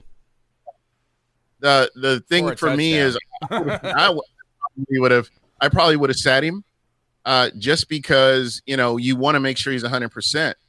I mean, you lose Mike Evans on the back end of the season last year to a hamstring injury, and then he tweaks it, before you even play your first game of the season. That's concerning. So to me, I don't know. I would rather have a healthy Mike Evans throughout the season than having to worry about, bringing him back too fast and worry about those soft tissue injuries. All right. I'm in agreement. I'm in agreement with the fact that when you look at the stat line, this was not an offensive victory for the Saints. Like, I mean, they scored, don't get me wrong, But if you look at how many of their scores came from great field position or from turnovers, it was the defense. Yeah. And so even I remember it was going into the fourth quarter. Alvin Kamara had 17 rushing yards. Right. Like 17 rushing yards in the fourth quarter for Alvin Kamara. You had to get a trick play to get him the majority of his yardage. He had a crazy good fantasy day because he was getting the touchdowns and it was catches. Yeah. Exactly. Yeah, it was and that's it. Rushing. It was not rushing. Michael Thomas on my fantasy league had 3 catches for 17 yards. 17 yards. Yep. What else can you look at and say, oh, this is an offense that was humming? It wasn't. It was that defense. I saw Cameron Jordan just wreck people. He still got it. I mean, I know that. And he's still a dick. Did you see him punching? But the thing is, that play, I'm surprised they didn't call. He says he was going for the ball. If you read his alleged statement, I mean, he's saying, but it's still an asshole move because the play's over and you're literally punching people. He did the same thing to Kyle Allen last year, remember? And they were talking about it was a low blow. It's not like it's who's the guy that's got the long hair on your Vita? No, he would be on offense. I'm sorry. I got twisted. Who's the guy that's got the long hair? Jensen, center? So I saw this is that Cameron Jordan punches. Yeah, boom, boom, he's punching. And then homie shoves Cameron Jordan, and Cameron Jordan goes up to Buck, and then he looks and he goes, nah, I ain't fucking with this big boy. And he's short. The boy was bigger, but he settled down quick, man. I'm telling you, bitch ass. I hate that mother. That defense is going to be in trouble, man. The attitude that's on that defense for the Saints, and I'm not even just talking about how good they are. Lattimore doesn't know how to keep his cool. Cameron Jordan clearly is just somebody who's going to try to get a hit in anytime he can. They're going to have some issues later on in the year if they can't get that discipline under wraps. Yeah. Is he in your mind a dirty player, Cam Jordan? I think he is when he's on the field. I think it's adrenaline more than personal. Yeah, I would like to have him on my team. That's my thing. Is that when is his ass going to get old? That's what I want to know is that, when is he going to stop mattering? I feel like he's mattered for the last 6 seasons. 2011 draft. Is it that? Yeah. What a draft. And he's that was such a great draft. He is a good player, right? Let me ask you this. I don't like that draft him. is a subject for me, too, so. Yeah. I was going to say, let's out of that draft, though. Let's talk about the fact that we know Von Miller was Von Miller. But Von Miller was only Von Miller for a few seasons. He hasn't been the same Von Miller, honestly, since 2015. Do you think that Cam Jordan is the draft pick of that, defensively? Don't say that. You could make the argument. You really could. Good. He's the only one that's been consistent. He's always available. I can definitely see that argument being made. So and when I was always fucking with Cam. When I was doing, going through defensive ends in the year that we drafted Brian Burns, so 2 years ago, that was one of the points that I was making when I was talking about Brian Burns, right? So it's like everyone wants the speed rusher. Everyone wants the fast, move around the edge, the go-get-'em guy. But if you're going to play edge, I don't care if it's outside linebacker and a 3-4 or an edge and a 4-3. You have to be able to set a physical edge. You have to be able to do that. So right now, if you're asking me who I would rather take, especially if you're building a 4-3, yeah, I probably would take Cam Jordan over Von Miller just because I know that he does everything at the highest level. And I do like the fact I like the fact that he shit talks too. I'm not saying that he's a better pass rusher. I think that's easily Von Miller, but I think that Cameron Jordan is probably a more well-rounded defensive end, and he does everything that you need him to do. He is. He's a dog, bro. Hate that motherfucker. And he does fuck with Cam. He always has. They're ultra competitive. And he always you know what I do like about Cameron Jordan is he talks shit. But then Backs he it up. also he does back it up. He does. Mhm. He's always He's always out there. I'm ready for this motherfucker to get old. But he's actually afterwards pretty cool. So, like, yeah, does he send the broom to fucking Cam Newton and send the wine and the cheese? Yes.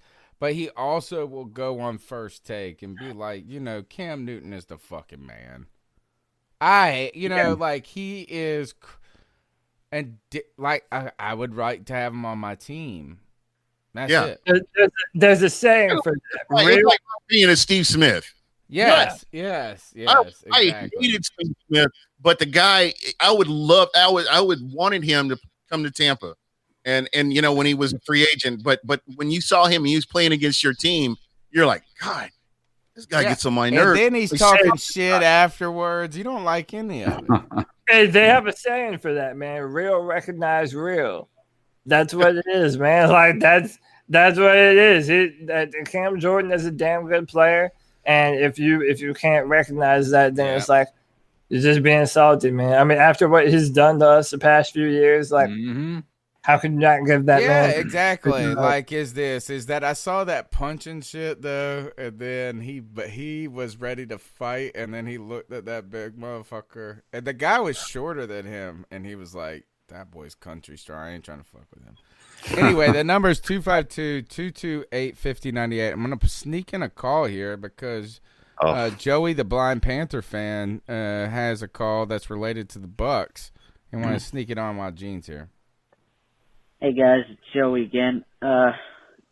Just wanted to say about, we got to, at some point in the show, we'll get to previewing the next game with the Buccaneers. But here's my thing. If the Raiders beat us, okay, with because I don't think their defense looks better than ours, but that's like saying that's like saying Chipotle is better than Taco Bell. No shit. The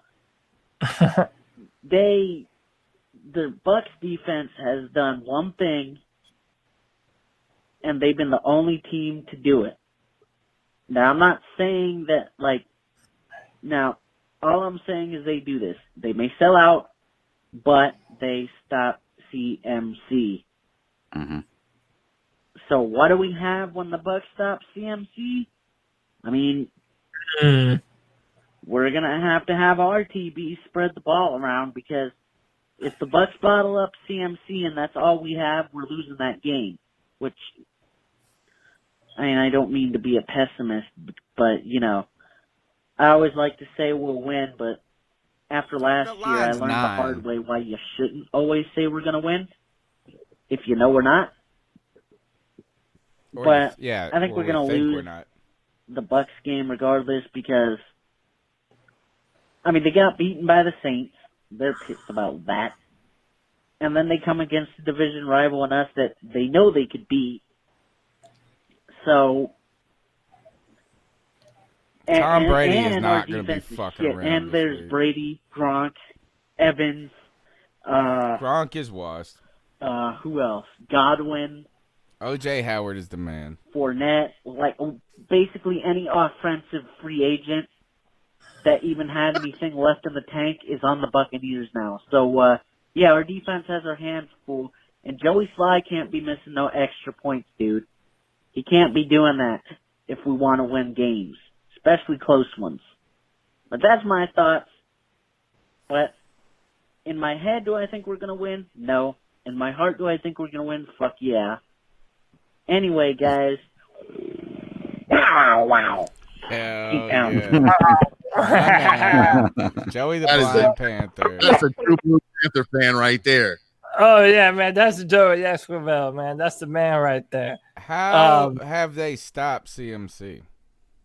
But in the past 2 years, man, that's what I said to Gene earlier. I mean, they did the best job, especially in, I think it was that week 6.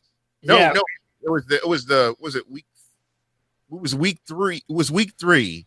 They played it because they played them almost right one game. Was it week 3 or week 2? It was week 2, wasn't it? CK, we were there. It was Cam Newton's last fucking game as a Carolina Panther, where On the final play, goal line. Panther fans booed because they remember. And here's the thing: is this is why you guys got to be careful about like give the ball to CMC. Now it is different because Cam was the face of our offense. Then technically, didn't make the goal line play. It was the stretch goal line play. They didn't get it. Cam was playing with a busted foot. Cam was so off in that game. As it went on, obviously he was so hurt, or the foot was ridiculous. CK, we were there together. It was miserable, but the Bucs. We were slightly screwed over on a ball placement because they only had the one camera. Cam Newton definitely there early in the game because the Lightning, they only had the camera going over top. Yeah, and so they didn't give us a good look of the ball, and Cam Newton was clearly at the first line, but because they couldn't confirm it 100% or first down marker, they couldn't overturn it because there was no irrefutable because there was only one camera to go off of. Why can't they put a fucking chip in the ball, folks? Come on. I know. I don't know. That's how are you guys? It's Levante David, it's the linebacking core, and it's Todd Bowles, man. That mug coaches a good fucking defense.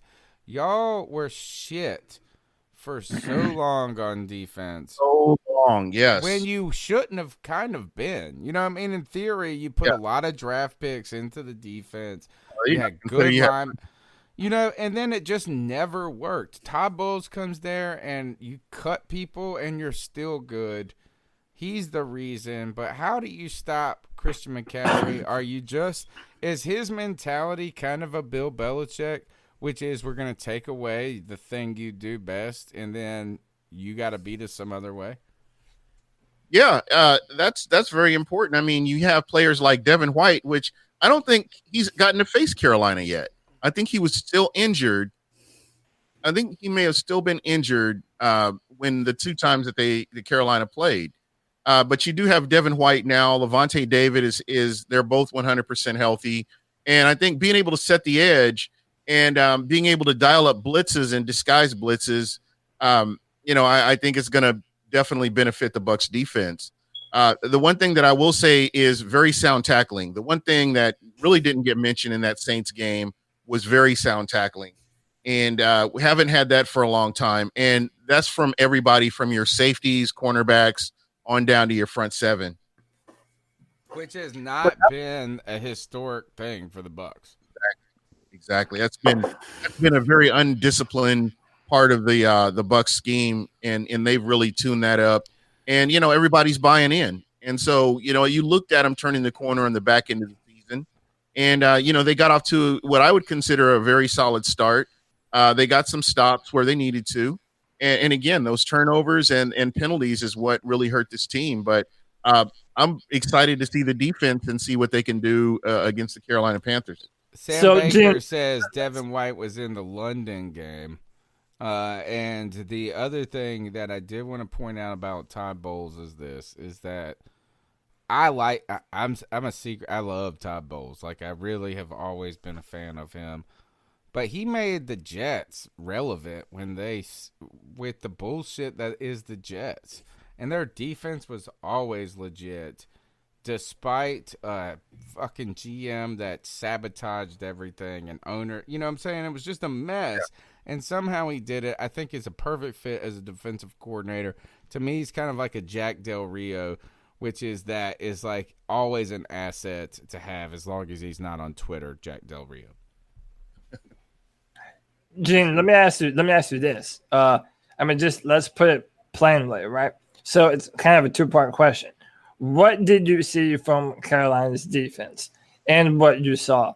And do you think that there are favorable matchups that are going to favor Tampa Bay going into this game? So, for example, did you see anything that gives you hope as a Buccaneers fan that, Tom and Bruce Arians, they're going to be able to do this against that defense? What did you think about Carolina's defense and how Tampa will be able to attack them?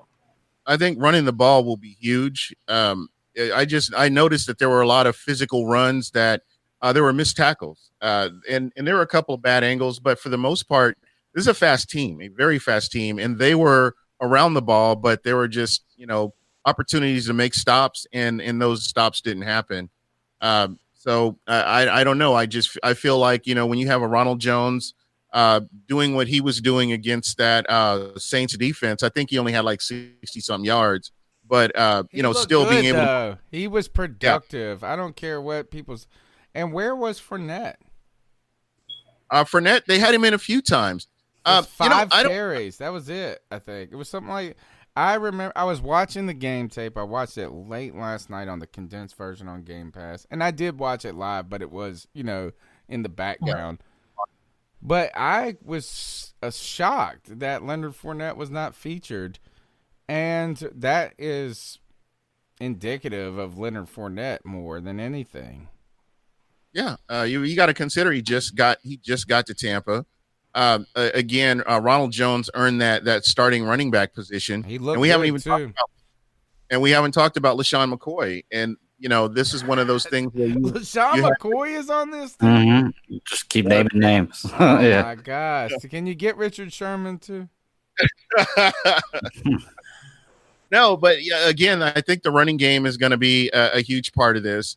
I do believe that Tom Brady is looking to right the wrongs that he had last week, and you'll see more passes to Mike Evans this week. Chris Godwin. You think he's going to play? I think they give him the week off this week against the Panthers. And who is this third receiver that all the fantasy joints are all talking about? Scotty Miller. He's fast. Tom Brady likes him out. He's like his new little Edelman or something. Yeah, he's fast. He's probably one of the faster players on the team, actually. And if he can stay healthy, he's another weapon that they have. Thoughts on Gronkowski? I'm not sold. But he looked a little slow out there. Yeah, I forgot who he hit. He ran into somebody, and they had to come off the field. That I can't remember the play, but that was about it. I didn't see a whole on his ass too. They were not having it. The Saints were not going to let Tom Brady and Rob Gronkowski beat them. But again, I continue to say this: is this mug, O.J. Howard, the most disrespected mug in the world? He is y'all's Cameron Artis-Payne in a way, except for he's been successful. Cameron Artis-Payne wasn't. O.J. Howard is a baller, bro. And I don't know why he has not been loved. Is it Arians just not liking tight ends? Or what the hell? Arians' offense is not predicated on tight ends, but the good thing is you got Tom Brady who loves his tight ends. So I'm hoping to see more of Cam Brady, Gronk, and dude, Howard was a beast in that game, dude. He was dominating. Blocking was he was just spot on with his blocking too. So let me ask you, if you don't mind, with the way that the offense runs, right? I didn't get a chance to watch a tremendous amount of what was going on. I know that there were some things that Tom Brady was able to do, but as we all know, in Bruce Arians' history of being an offensive coordinator, a head coach, that is an air raid offense. Like that's what it's predicated on. So I've always held the mindset that Tom Brady is not an air raid quarterback. He had 1 year with a Randy Moss that he was able to be like an air raid quarterback in that respect. So what you have is I've heard two different forms of thought here. You've handed the reins over to Tom Brady to actually run the offense the way he wants to run it. But then you eliminate what Bruce Arians brought to the table to begin with as the head coach. So what do you feel like that mesh of those two worlds looks like, and are they doing it successfully based on what you saw on Sunday? Yeah, I think they need to get on the same page. There have been some miscommunications, and I think that'll get cleaned up. Again, I love the tight end position. I think that it gets utilized more than just a blocker, and actually be used as an offensive weapon. And I think that Tom Brady will, implement a lot of his tight ends, especially in the red zone. And I think you'll get to see a whole lot more of that from him. I think you had to give Tom Brady some kind of control over the offense in order to get him to Tampa too. I think that would definitely have had to have been part of the thing. It would be silly not to. He's the GOAT. And again, that's kind of when I look at it all, I think that's a big part of it right there. Is you have to give him the ability to change up a play at the line of scrimmage if he sees something in a pre-snap read to where he can say, okay, I see this, let's go this way. And again, this was the first game. I think that things will just continue to improve as the season goes along. Who do you guys got after the Panthers? Ooh, good question. The Broncos. The Broncos. Ooh, which I don't think the Broncos are a bad team. They looked all right last night. Yeah, but they were running at will on the Titans. So I don't know. Okay. It's gonna. I have been a skeptic of the dream team concept, ever since that's been so rare for any team to be able to be successful with the dream team aspect of that I'm going to build rendition. Yeah. I mean, even with Tampa as well, you got to keep in mind outside of the fact that it was Jameis Winston with Deshaun Jackson and nonetheless, what you also find is when you have a group of alphas, leaders, people who are expect to get the ball, there's only so many people that can get the ball. Right. And at what point winning does something, right? Winning does alleviate some of that. At what point does that just crumble? Because it's going to, if you guys aren't able to win, Mike Evans isn't getting the rock, Chris Godwin isn't getting the rock. Everybody's getting the rock equal amount of times, but nobody's a superstar. I mean, and they're not winning. What is there a certain timetable you believe that this team just explodes, or do you think there is no way that's going to happen? Everybody's going to maintain a level head, which we know Mike Evans is not known for keeping a level head in certain cases. But what do you think?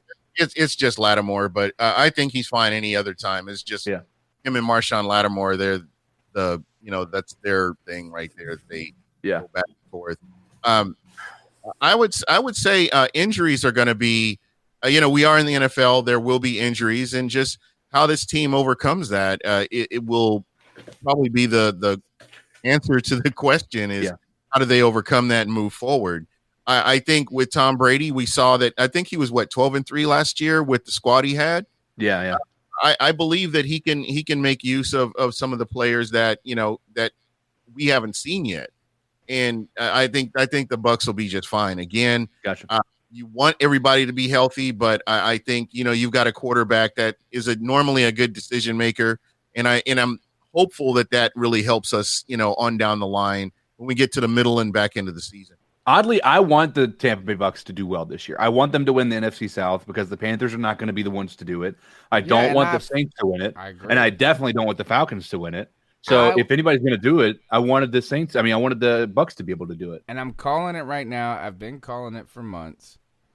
It is, I believe, it's going to be a New England Patriots versus a Tampa Bay Buccaneers Super Bowl, and it's going to be one of the most epic Super Bowl matchups of all time. What your thoughts on the offensive line, and and then you can hang out as long as you want, G. And I know that you've given us a ton of time, man, so I really appreciate it. But the Achilles heel of the Tampa Bay Buccaneers has always been. Well, other than, blind Joey, it was blind Jameis. And it's really it's been the offensive line. It was not tremendously great in this game. Tristan Riffs, right? Rookie, false start. I saw some stuff but is it getting better? Yes. Oh, absolutely. I mean, he went up against Cam Jordan that the majority of, I wouldn't say the majority, but quite a few snaps, and he was very successful. I think Donovan Smith is the weak link on the offensive line, or was the weak link last week, and he's off again, on again, and that's been a huge problem. And hopefully he can get that turned around. I will have to wait and see what happens, but again, I love Ryan Jensen, I love Ali Marpet. And some of your other offensive linemen that they have on along there, but I think they'll be fine. Brady is not holding onto the ball too long. I think that the Saints are good. Their defense is good, and that never gets mentioned is that they actually have a good defense. I think they were like number 4 against the run, and or were they number 15? Hard to believe it almost. That's how I feel about the Saints. Is like I know it's good, but it's hard to believe it. Yeah, because it's been so shitty for so long. Yeah. But they're the king of the hill right now, and that, like I said at the beginning of the show, that's the benchmark that you're going to have to go up against to see where your team is facing the champion, the NFC South champion, to kind of know.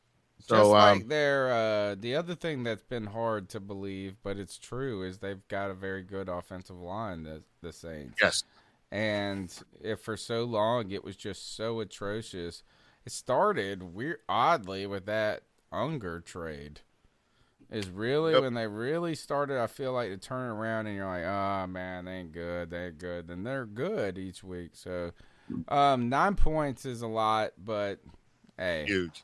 You think you got? I mean, what are your thoughts? You cover? Oh, I'm not good with predictions, man. I see the Bucs winning this game. I think the run game, establishing the run, will be huge. And, opening up the middle of the field, one thing that I did kind of see as well, I kind of forgot to mention it, but the Carolina being a little soft in the middle of the field, and hopefully they can clean that up a little bit. Let's go around the horn real quick and sneak in some picks. We didn't do it last week, I don't think. Cody, what do you think? You going to pick the Panthers over Tampa Bay on the road? Come on. No, I'm picking Tampa Bay. I think Tampa Bay bounces back. I think that when you have two offensive veterans like Tom Brady and Bruce Arians, they're going to figure it out. Again, and every fan base right now can cling to that thing of, oh, it was the first game of the season. We didn't have time to practice. And really no one can say shit about it because it might well be true. I mean, it might well be true that game would have been more competitive if Tom Brady and his receivers would have been on the same page on a few of those interceptions. I think some of them were on Tom, and I think some of them were on his receivers. But I think that they're going to have time to get that right. I hope that our offense is more aggressive. I want to see more passes to Christian McCaffrey. I hope that we get him much more involved in the passing attack. And I do think it'll be a competitive game. I think it's going to be another cardiac cats. I think our offense will impress. I'm going to go out on a limb and say we're going to have a similar score. I'll say 37-31 Tampa Bay at home. Okay. Anybody think the Panthers are going to win this? And then we'll just move on to the other division games super quick. No. Nobody's picking the Panthers. It's the worst Panthers. Not with this defense. Not with this defense. I am not with the Buccaneers, who are going to be on a vengeance. The Falcons on the road with the Cowboys. Gene, what do you think? Falcons got. I don't care.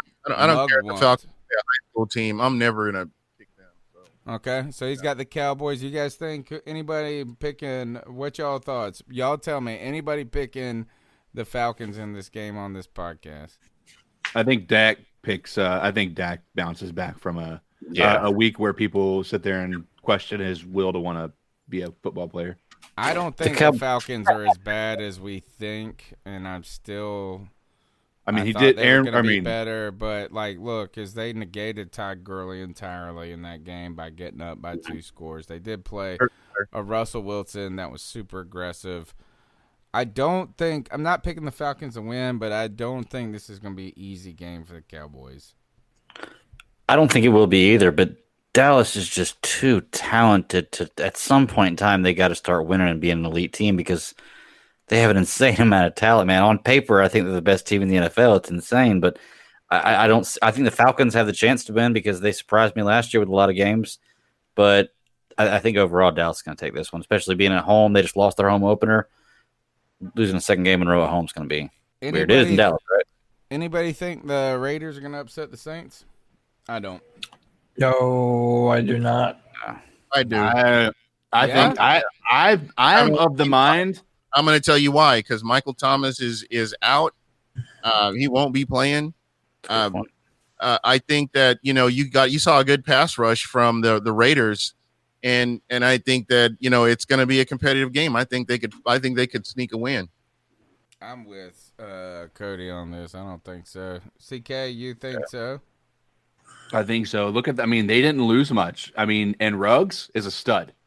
Like, he is going to eat all day against that Saints. And I know that may sound silly because that defensive line. But they got Jamarcus, they got all these cats back there. They're good. But think about it. They have, how many weapons do the Raiders have? They have one of the best tight ends in the league. They have Josh Jacobs. They have Ruggs. They have who's that other cat that kept on burning us? Jr. Yeah. Mm-hmm. Yeah. You have a large amount of Jason weapons. Witten. Watch out. Yeah, when he was going for the fourth down and he couldn't even get his speed around where he could reach. It was fourth down and goal or something like that, or third down and goal. I think the issue for them is going to be this: they only managed 1 sack against Carolina, and that was more kind of on Teddy for not moving away properly.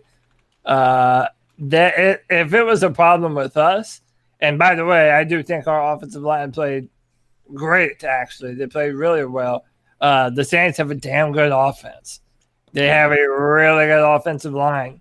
And I think they have a good offensive line. I'm not sure I see much beyond that with the offense. Right, but if anything, it just means that Drew Brees is going to have enough time to dink and dunk. Like, the one thing I give the Saints credit is that their offense really isn't built around one particular person. That's why Teddy Bridgewater was able to step in for them last year. It's a concerted effort. I think they're healthy enough for the most part.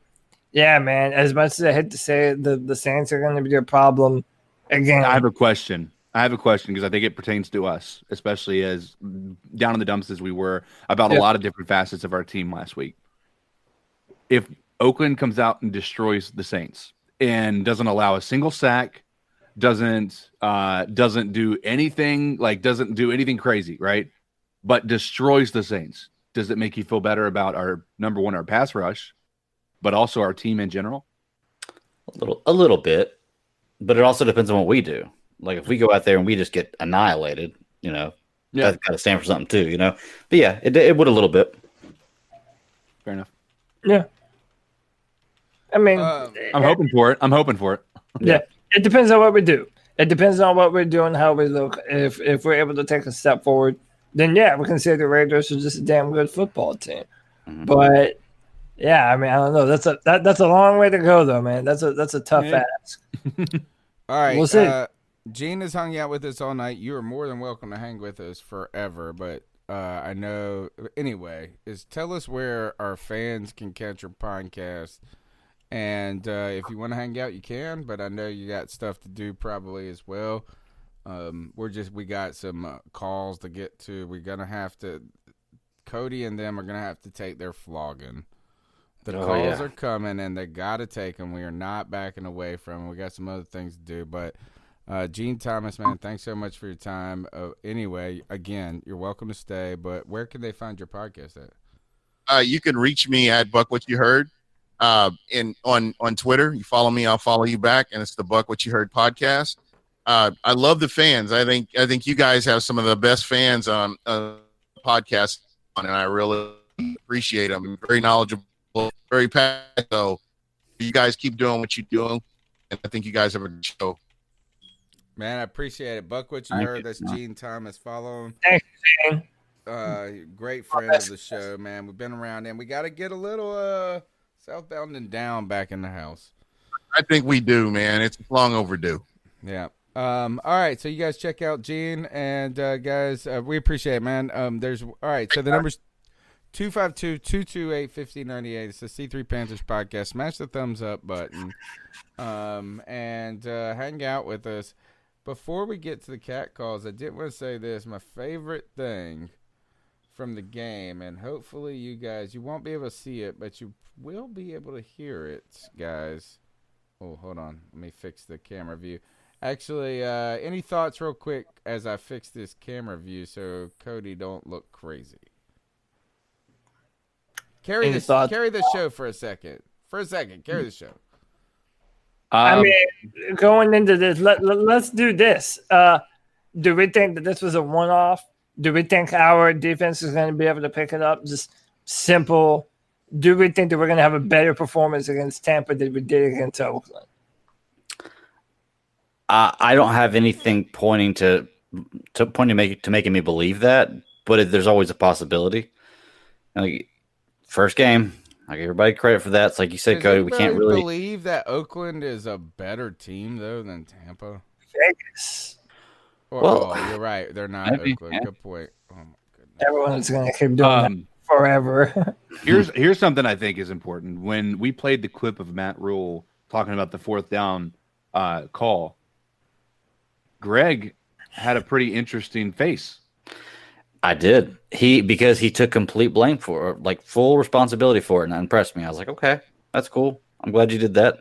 I know that's a small step, but I mean, it's. I feel like that's more indicative of who he is as a coach and a person and a human being on this earth than the perception that I think we have created, but also the media has created and fans have created with regard to what he has done in his tenure here. So I'm hoping to hear more things like that.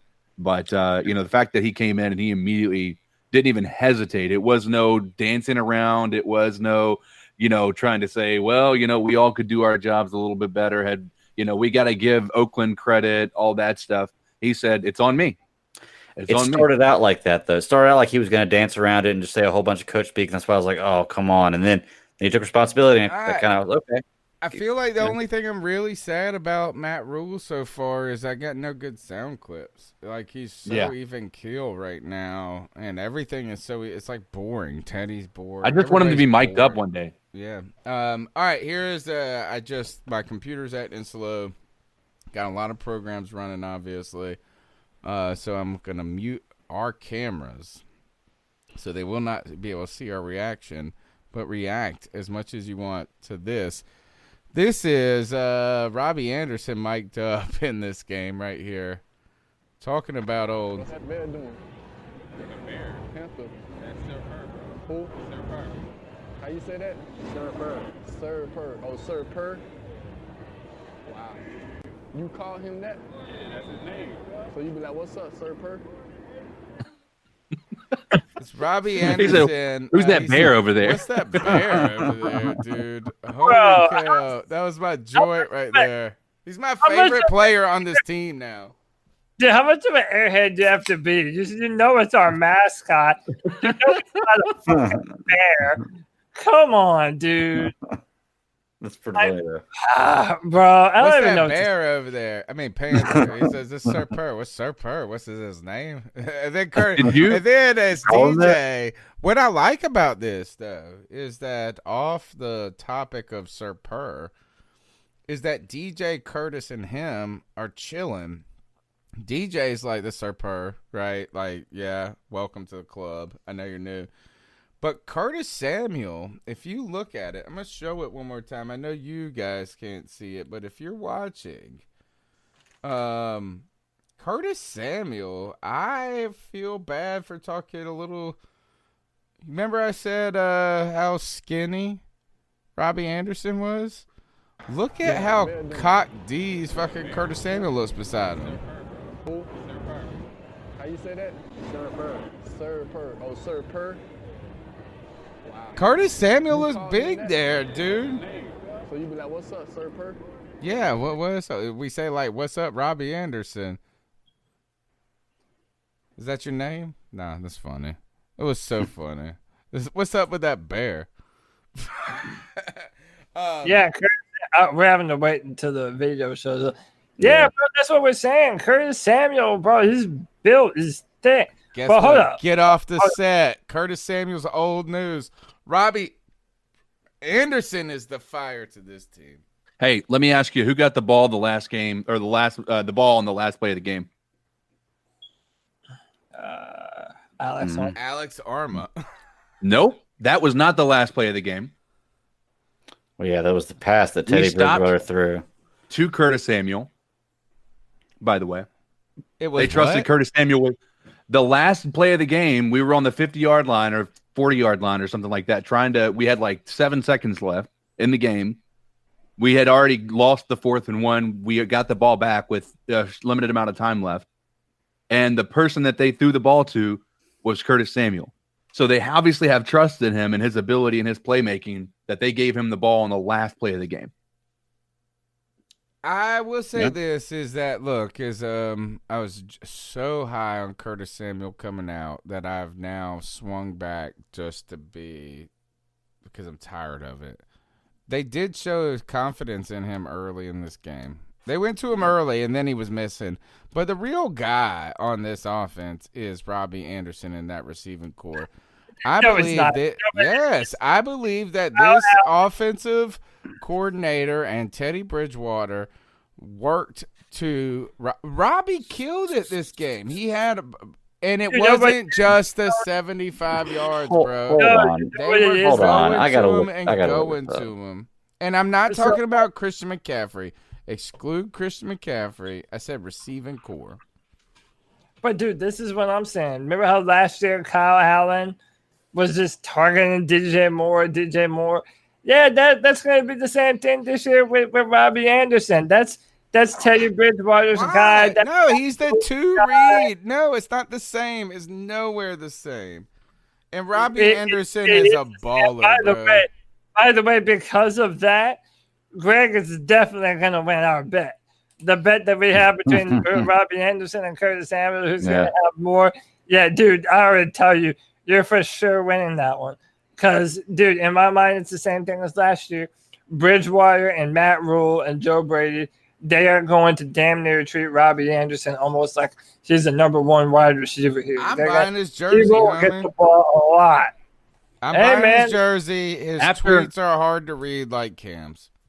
After Sunday, I wouldn't be surprised if they name him the number 1 wide receiver. You know, because DJ Moore, how many drops did he have?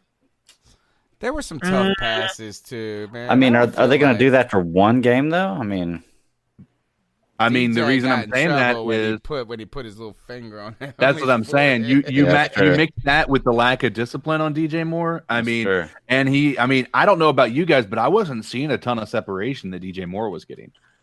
You know, I wasn't saying he was bad, but at the same time, he wasn't targeted for a reason. I feel like as much as Robbie Anderson was able to get separation. I do think that even if you look at the numbers, it looks a lot better for Robbie Anderson because of one play, and that's not his fault. We've talked about it.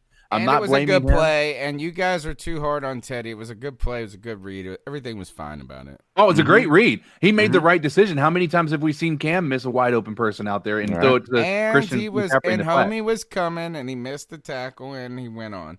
All right. I want to go ahead and we got to get through these calls, bro. We're gonna be here all day. How many calls? Oh, they're coming after. Oh yeah, there it is. I know it's gonna be like it. I can't count it, bro. Greg, I hope you're on the hill with me, man. Y'all got to take this beat, not me. I feel like this is Ryan. Hey, you know what though? Daddy, this is Ryan from Tucson, by the way. You were over here talking about Teddy Bridgewater smiling with 8 seconds left, trotting on the field like he didn't care about winning. So are you going to fail to mention Cam Newton not jumping on a damn fumble at the most important game of his entire career? Yeah, I certainly will. I certainly will. We did it on here before. For the first game of the season, and now bother talk about what Cam Newton didn't do in the Super Bowl. And you want to know his excuse? And these are his exact quotes. I didn't want to risk injury. Mm-hmm. I'm not throwing shade on Cam, but don't be throwing shade on Teddy Bridgewater if he's no better. You're talking than about Cam two Newton, different things right here, no man. better than he is. Two different things right so here. Calm down on that crap. And I thought that y'all acting like Cam Newton beat the defending Super Bowl champions. He played against Miami and threw the ball 19 times. Chill out. Completed 17 of them. He started running the ball 16 of 15 them. times against San Francisco's defense, against the Buffalo Bills defense. I don't think so. As far as I'm concerned, I hope Cam Newton has a great year, and I hope he wins the Super Bowl in New England. But if they're going to run him 15 times like they did against Miami, he's going to end up in the same place he ended up last year, on injured reserve. It's a good So point. everybody just needs to calm down with this overreaction. And I got one more phone call for you, Mr. Stat Daddy, who likes to say stats don't lie, but never throws stats out anyways. Okay. Well, first of all, trying to compare the Cam Newton Super Bowl thing to the Teddy Bridgewater walking on the field smiling, you're talking about two different damn things right there. And I'll tell you what, do you really want your franchise quarterback that just won MVP to dive into a pile of linebackers and offensive defensive linemen, arms out to grab the ball? Do you really want that? Like, if he does that, I'm asking if he did that and he injured his arm. I walk away to take a piss. It's so dumb. He's trying to make a one-for-one comparison on Teddy Bridgewater missing passes to the flat in the opening game of the season, and then wants to bring up Cam Newton in the Super Bowl. Like all this Teddy Bridgewater apologists, all this Teddy Bridgewater apologists sound like all the losers who have done nothing but shit on Cam Newton for the past 5 years, man. Like, now y'all are But in down fairness to souls. them, is that you guys know that part of your hesitation about Teddy, part of your hesitation about any of this, is that we're sad that it's not with Cam. You guys know that's true. No, that's not fair. Because some of it is because we're sad it's not with Cam, and I'm telling you, I know. Well, it is for me. I'm not going to speak for y'all. I know it is for me. It is for me too. Is that I'm not gonna. I haven't been negative on Teddy at all. Other than I just wish it was Cam there. It's kind of like, did you guys see? I was listening to this podcast. I love listen to Josh Norris and Roto World football podcast. They're great. Josh Norris has a connection back to WFNZ in Charlotte. So he knows, and he's, I always like guys that like the guys I like, so he's always been complimentary and very fair to Cam. And they were talking with somebody. They have this great podcast where they bring in one person who has to watch these two games, and they do the games on the night of, and it's like a 2-hour podcast, but they do every game, and they talk about it for 15 minutes. And they were talking about the Redskins game, and because you can wear the number 0 now as a running back. And he called him the number 0 savior. Like, it was like, and that, like, Cam's our number 1 save, you know what I mean?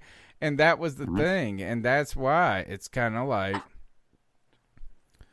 it's just your first. Bittersweet. Yeah, it is. That's it. But I wanted it to be with Cam. I have a question about what he said. I don't and I may be wrong, but I don't recall Cam giving an excuse about why he didn't dive, saying that he didn't want to get injured. Yeah. I feel like we made that excuse for him a lot. And the other team said we don't blame him for not jumping on because we were going to pop him in the face and probably end his career. I still think I will defend this to the death, is that in some ways slow motion has ruined football. Oh yeah, it ruined that play for sure. Well, but no, even with I've always said this with replay, with when we get, what is it? We get like the challenges and shit like that, and the challenge flags. And when you watch something, remember when it was so hard to tell what a fucking catch was? Oh my gosh. And it's like this endless debate because you are watching something that's happening at 100 miles an hour at the slowest possible speed. And I believe it truly distorts things. And I think this is that when you zero in on a camera and it's like that one blade of grass, he was out of bounds. That one blade of grass touched his shoe. There's almost, and I think this is the hesitation with baseball to go to just robot umpires entirely. Is there something good about the eye test?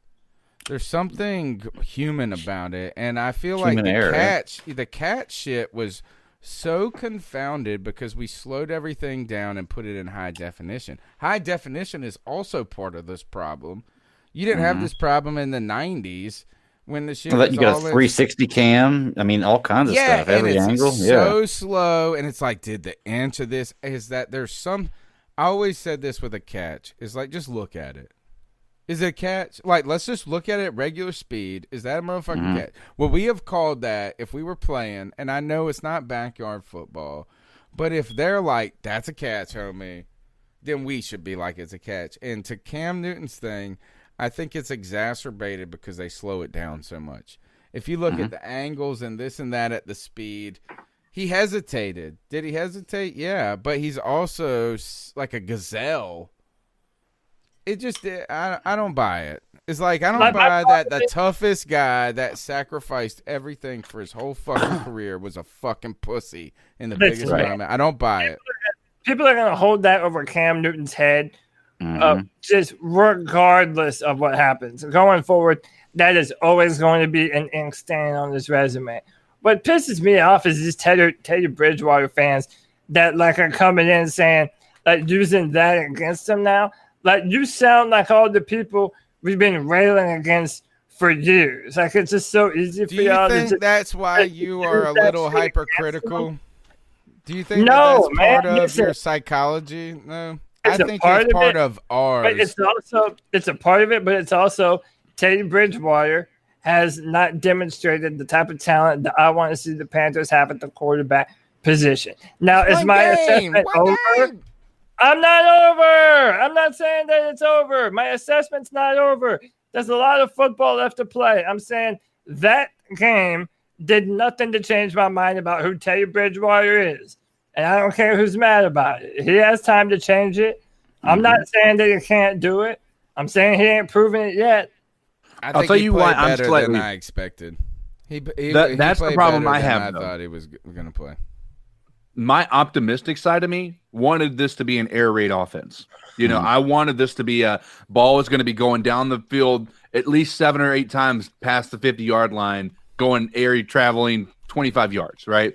And it just didn't happen. And I think my disappointment isn't necessarily in his performance. It's the offense that we're running didn't live up to what I was hoping to live up to based on what we have on the as weapons on the field. We have so much speed, but we're utilizing it in such short distance positions, and that's the Joe Brady offense. That's what it's going to be. It is, but we also got to look at it this way. And this is the only. Yes, it is. Y'all are lying. This is the only reason that I am okay with it now, and that I'm not as disappointed. Is that is Kansas City to a T. If you watch Thursday night Kansas City. No, listen, go back and watch Thursday night Kansas City. They are not like Aaron Rodgers, where Aaron Rodgers was fucking darting that bitch down. Every throw was within 10 yards of the line of scrimmage. Every 50-yard throw, every 50-yard pass that Patrick Mahomes had within 5 or 10 yards of the line of scrimmage. Every single one of them. Every one of them. He might have had one decent one, but that was overthrown. The most aggressive quarterback on Sunday was Aaron Rodgers. That dude. Fucking will boot that, and it's perfect every fucking time. He's the best deep ball thrower. Joey the Blind Panther says, it's safe to say I don't believe in the eye test. Well, here's the thing with Patrick Mahomes is I didn't see the game, so I can't dispute that, but I could swear I remember last year seeing people talking about plays about how far Patrick Mahomes threw the ball, and I saw plays that were just insane. Tyreek Hill running down the field. He can throw the ball. They do throw the ball down the field. Like, we can't not do nearly as much as people think, because his stats tell you that he is this air raid offense. They are a screen-heavy offense. They are so heavily involved with screens and their short slant passes over the middle to Kelsey and Tyreek Hill because they can get the separation that quickly that I promise you, I watched that entire game. The deep ball. You're right, Greg. Like, he can do it all. Like, so it's he not. Can. But what I'm saying, Aaron Rodgers just pushes. It's not the same. My point is that an offense that is predicated on the short pass isn't bad. And that's why that's my point is if Kansas City can be successful with it, primarily 85 to 90% of their passes being within 5 yards of the line of scrimmage because they have playmakers that can get them beyond that, then that's fine with me. Okay. We just need some playmakers. Hold on. Let me add one thing on to what you're saying. I agree with that, but you also have Aaron Rodgers. So even on the short amount of times that you do have to throw deep, you know you have one of the best guys doing it. It's one thing if you have an offense that's predicated on those short passes, but then they're never able to hit Patrick Mahomes. Yeah. No, what I'm saying is, but what I'm saying is, no, but Aaron Rodgers too. Were you talking about the Chiefs or the? I was talking about the Chiefs. Well, regardless, at the end of the day, you have a quarterback that you know can make every throw on the field. If we get into week 4 and 5 and we're still not utilizing those deep down the field attacks, then Joe Brady and the offense don't think that Teddy Bridgewater can do it. And he might not be. It might not be his strength. Like we saw it. Like Teddy pushed it. He pushed it down. But they were. If you thought of it in the scheme of football, like kind of mid-range or mid-deep range, and that's okay. Is we haven't seen. Look, we sat here and talked about Cam Newton's MVP season in 20 when before he got hurt, and he was just straight dealing, and he wasn't throwing it deep. Drew Brees not throwing it deep. Not all games are predicated entirely on the vertical pass game. So I think I do think Teddy is doing exactly what they hoped he would do. And that is, I think it's more than a game manager. I think it is a game manager with the idea of he can win. He can win. But you can't put it entirely on his back. Like, you can't just be like, all right, we're down 40. Go get him, Teddy. That's not fair either. I think he kept us in the game. I was completely fine with Teddy's ability in that game. And the last point was it was a good one, and it was a question, and it was about somebody else.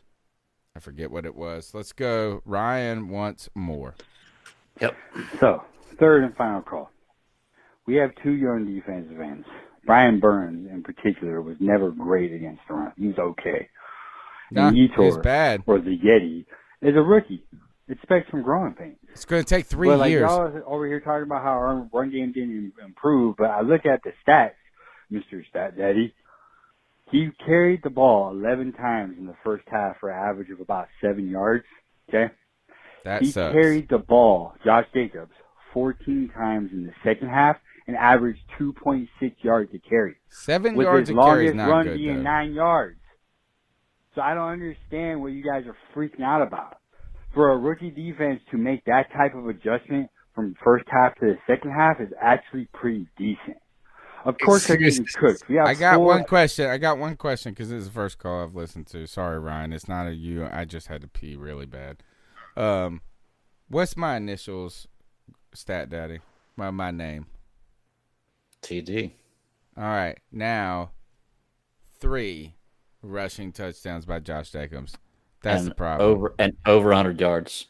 Walk into the end zone. It's not the average. I agree. The run defense was not as bad as we thought initially. It was close. It's situational runs, and it really sucks to give up rushing touchdowns from 6-7 yards out. The problem wasn't even just that too. Like, you got to also keep in mind some of those stats are going to be a little inflated because they were straight running the ball, and we knew they were going to be running the ball there at the end of the game. Mm-hmm. So, I mean, you can't when they were having the lead, they were definitely doing that. The problem is when we needed to stop the run, we were not stopping the run. But I do think he's right in this, is that the run defense, when you look at it, was not as atrocious as we felt.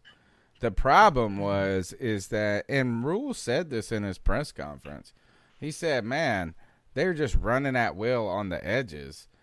And then right when we try to stop that, they run up the gut. And then we try to stop the gut, and it just wasn't working. And again, this is what I've been trying to tell y'all, Mugs. I don't care how hype you are on these talents, because we watched them in college and their pass rushers in this. Gross Matos is not going to be good for 2 years. And Brian Burns might not be good for another year. Like, he's going to have to get better.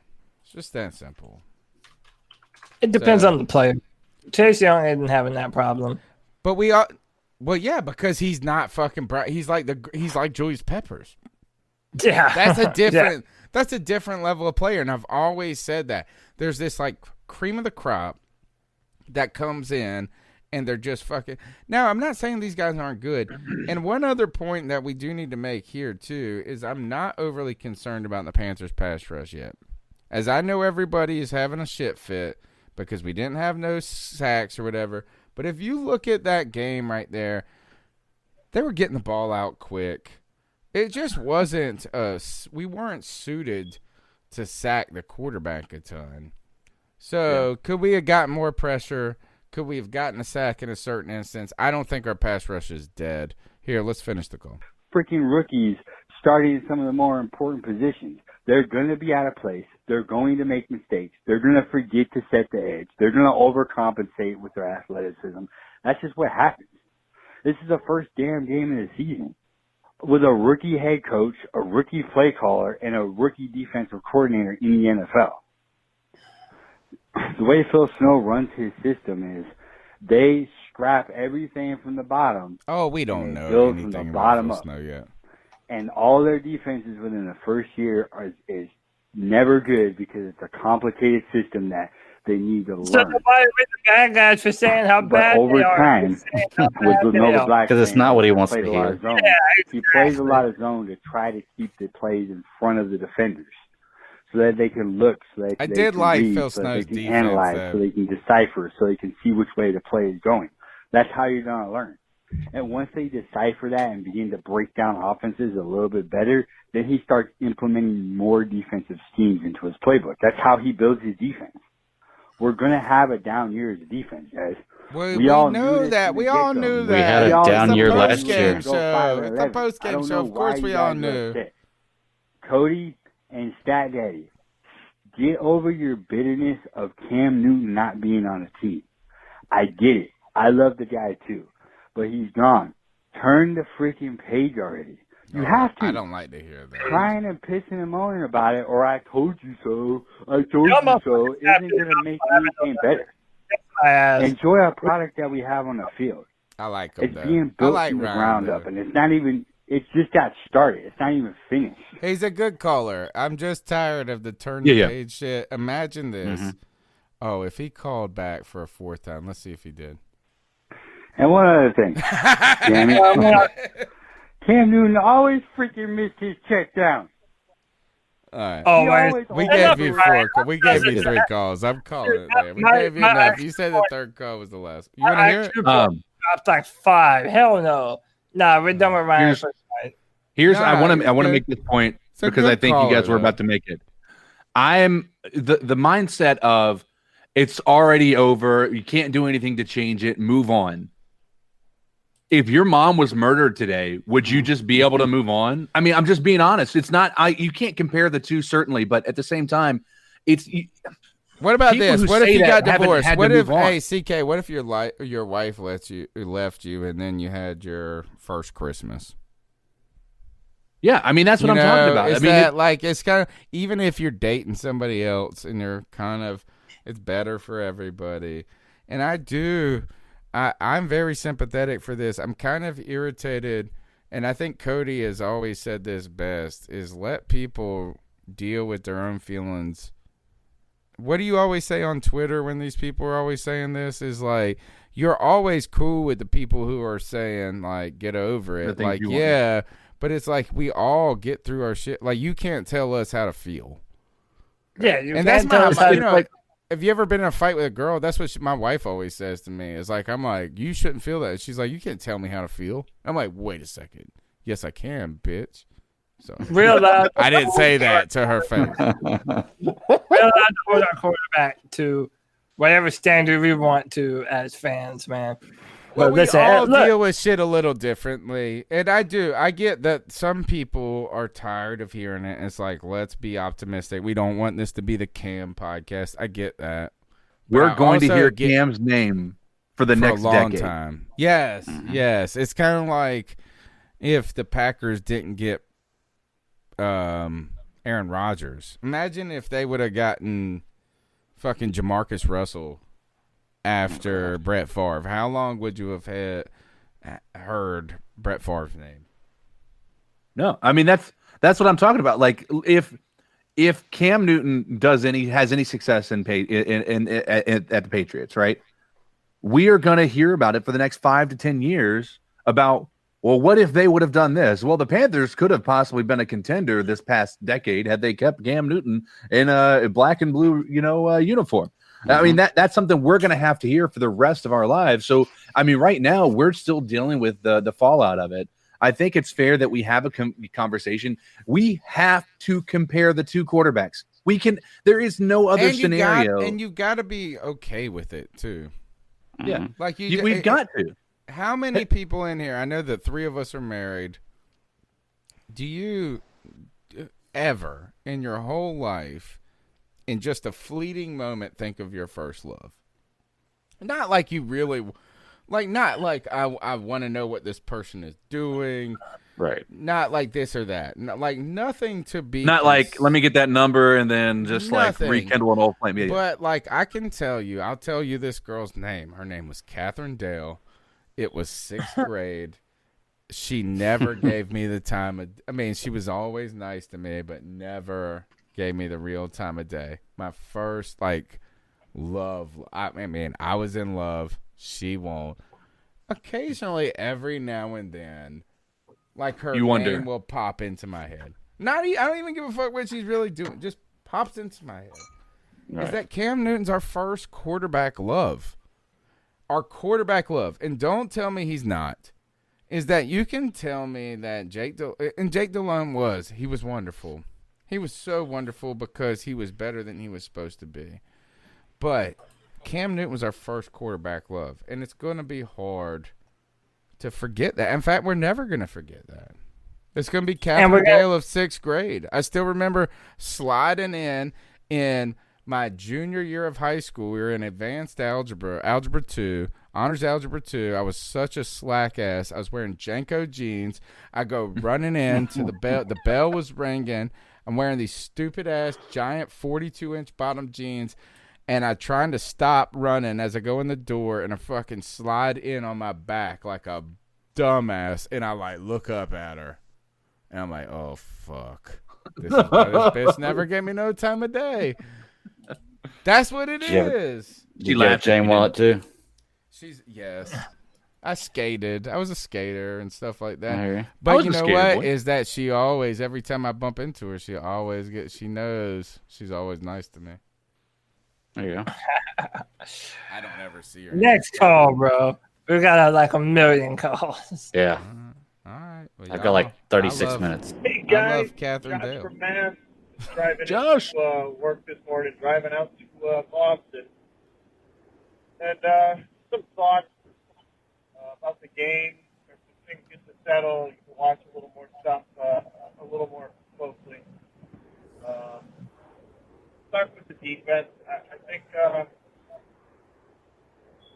I think our secondary is going to pull together before the line does. I think the line play is really going to take some time. I don't know if it's a matter of they need different pieces. I think, again, we're still asking a lot of some really young guys. We're just throwing some dudes into the frying pan here. But as far as the offense goes, and all the talk about Teddy and this and that, and look, it's my criticisms of him stem from the things that David Tepper said when he started to put this team together, right? Sustained success. And one of the things you need for sustained success in the NFL is an elite franchise-type quarterback. Yes, tell them. Teddy's just not that guy. Nope. And that's okay. He's the type of guy that realistically we could probably squeeze out with the right people around him in the right circumstances.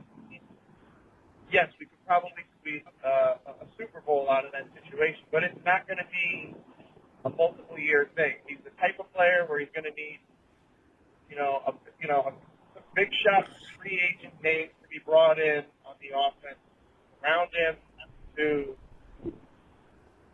kind of ease up the workload on him.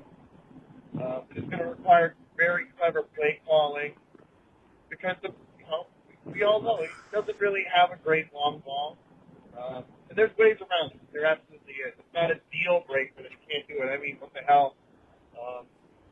Brady and Breeze don't really have that at the point they're at in their career. But I think the offense shows a lot more promise because within that short to medium game, we've got a lot more of the tools to really work it and make it happen. Especially Christian McCaffrey. I mean, we're loaded with weapons around us, which is good to see. But yeah, I think we're in for an interesting deal. All right, see you guys. Keep pounding. Josh, I got your whole 6-pack. It's still, or it's a 4-pack. It's actually a 4-pack of pints. I got Josh sounds so much more normal all of a sudden.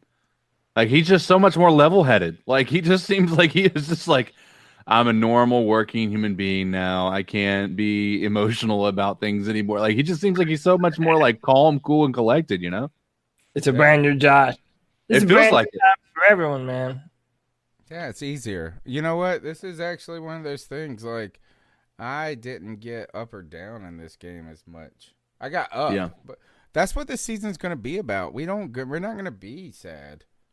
Really. You know what got us more emotional, I think, last week? It had nothing to do with the game. It had everything to do with the people saying that we were wrong for feeling the way we were feeling. I think that's where the emotion came in last week.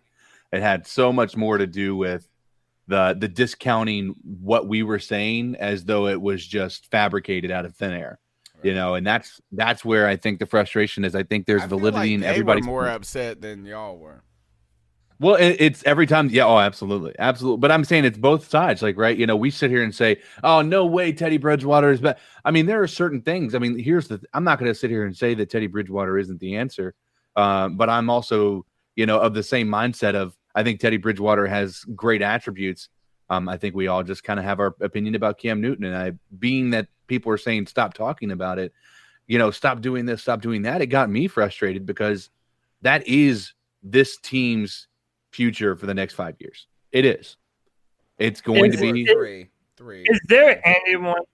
I mean, I'm wondering, is there anyone that's really upset, like when we are losing games this season specifically? Like, if everyone feels like we're gonna go 8-8 or 7-9 or whatever, like if that's our best, if you think that that's our best, then is there anyone that's like, oh man, I hate that we lost this season? Like, this season of house money. I think we're playing with house money, and I felt this way in this game. You know, is that like, that's why I'm not going to get that upset over any call or anything. We're playing with house money. If we win, it's kind of gravy. Yeah. I won every game, and this is what I loved about this game.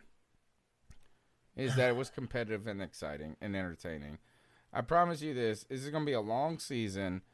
I saw the 2010 season. You know what I'm saying? It's going to be a long season if we're getting mollywomped all the time. And we don't have nothing. You know what I'm saying? If it's 33-3 and this and that, and you're trying to drum up a conversation, it's going to be tough. So, no, it's exciting. There's a lot to think there. So, yes, positive things going forward. Hey, guys. Calvin VA. Just going back to the post game real quick. I'm really not gonna talk about it real long because it's whatever.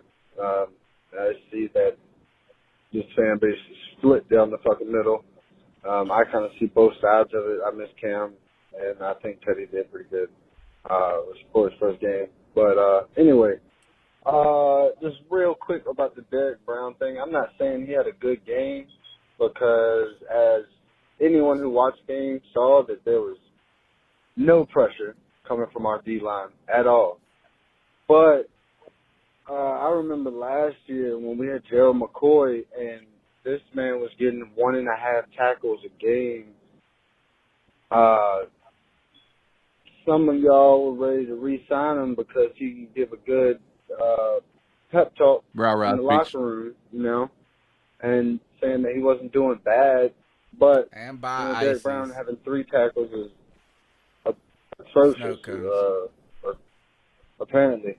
I'm not saying he had a good game. Like I said, you're supposed to get pressure up the middle. That's their main job. Tackles really ain't their main job, but, you know, you do want them to get tackles when they're running the ball up the middle. But I just thought I would talk about that real quick because, man, last year I liked Gerald McCoy as a human being, but he was not a good football player for us. I agree. He was not doing almost anything. Good call. And people wanted to re-sign him. So, like everything, man, this team's going to get better. Our rookies are going to get better. I'm not saying we're making a playoff run this year. I highly doubt that. But anyway, man, I'm more interested to see how this team grows and see what comes of it and see how these players play. And real quick, I just want to get your thoughts on I called in post-game, but I don't know. I kind of got out early. I don't know if it played, but I wanted to get y'all thoughts on Troy Pride. Jeremy Chin looked pretty good out there, but Troy Pride looked like he was struggling to cover guys, to make tackles, to get off blocks to make tackles. I think he's got a lot to work on. What are you guys' thoughts on that? And as always, keep pounding. We all love the same team, people. So let's just do it. Good point. Good call. Good call. Keep pounding.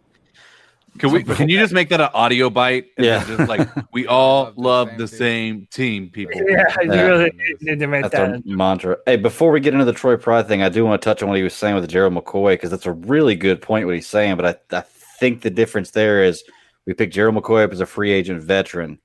And even if he wasn't performing, at least he did bring something with the leadership and something with the cohesion of the team.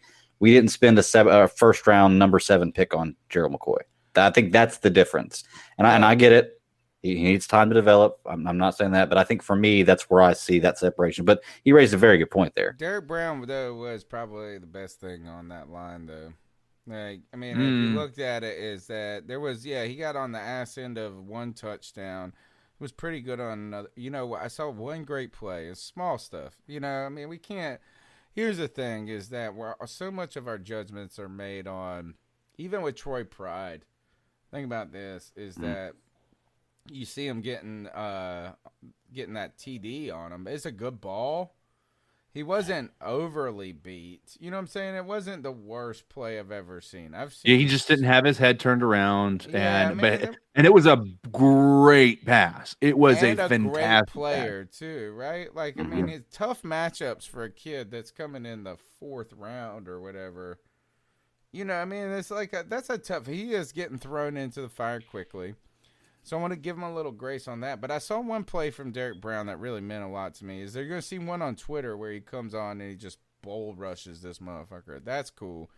But I saw one where they rush the passer, it doesn't work out, and it's clearly a pass, and the ball gets away. And the first thing Derek Brown does is turn and run like 7 yards back, like he's like trying to make a and it was an incomplete pass, but this motherfucker was trying to tackle a slot receiver. He didn't know where he was at, but he had a motor on him. He was working hard, so I am excited about that. Y'all's thoughts on Troy Pride real quickly?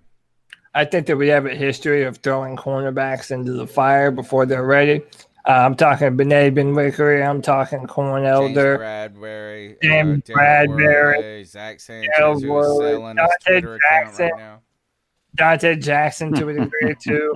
So it's like, I mean, this is in part with Panthers tradition, but that's not their fault either. I mean, we signed, thank good old Marty Herney for this. We went and signed Eli Apple to be a contributor to this football team, and he's not able to play right now, and I don't know when he will be able to play. I think they said 2 or 3 more weeks he's going to be on IR, but I don't know. Russell I mean, Douglas is going to take care of business, bro. I'm not upset with the way that he played today. I mean, Troy Pride was like a 4th or 5th round pick. Yeah. So like the fact that poor fella, man, it was just a big step. Yeah, going against the number 1.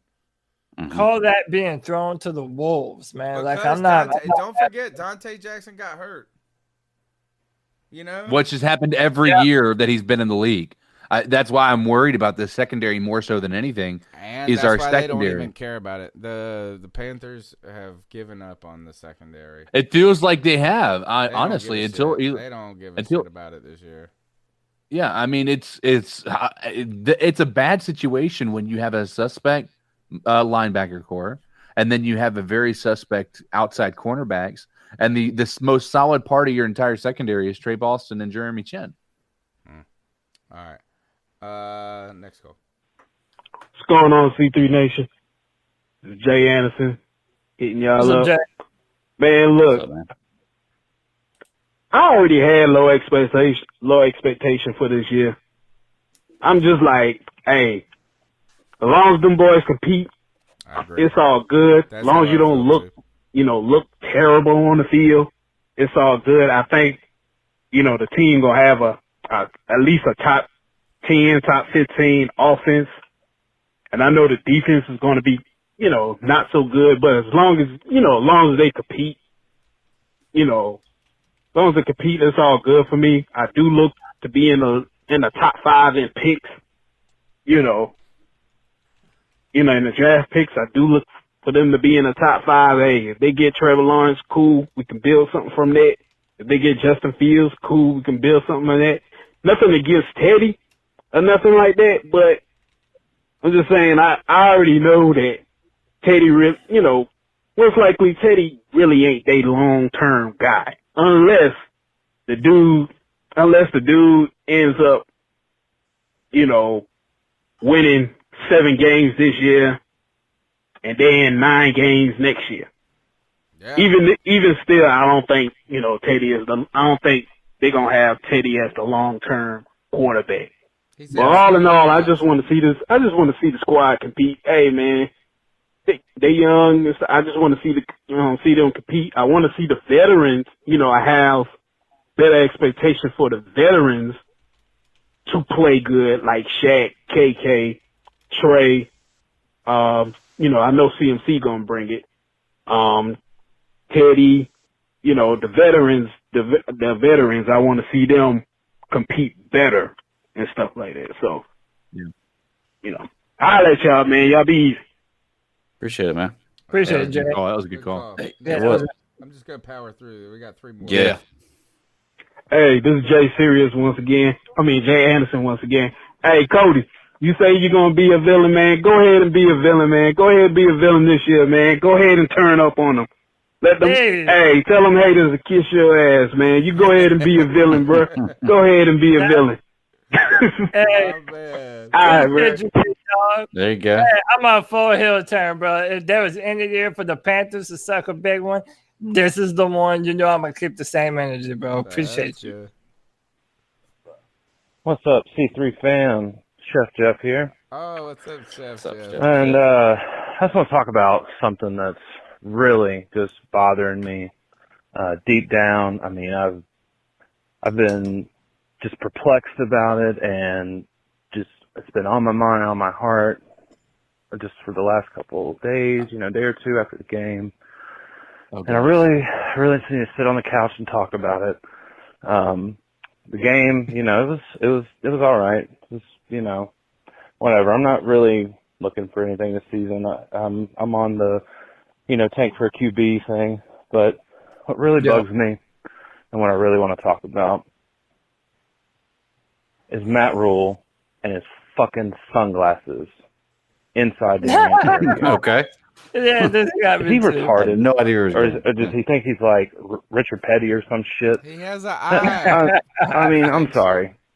Maybe I'm just shallow, whatever. But my opinion of that man just plummeted. I'm sorry.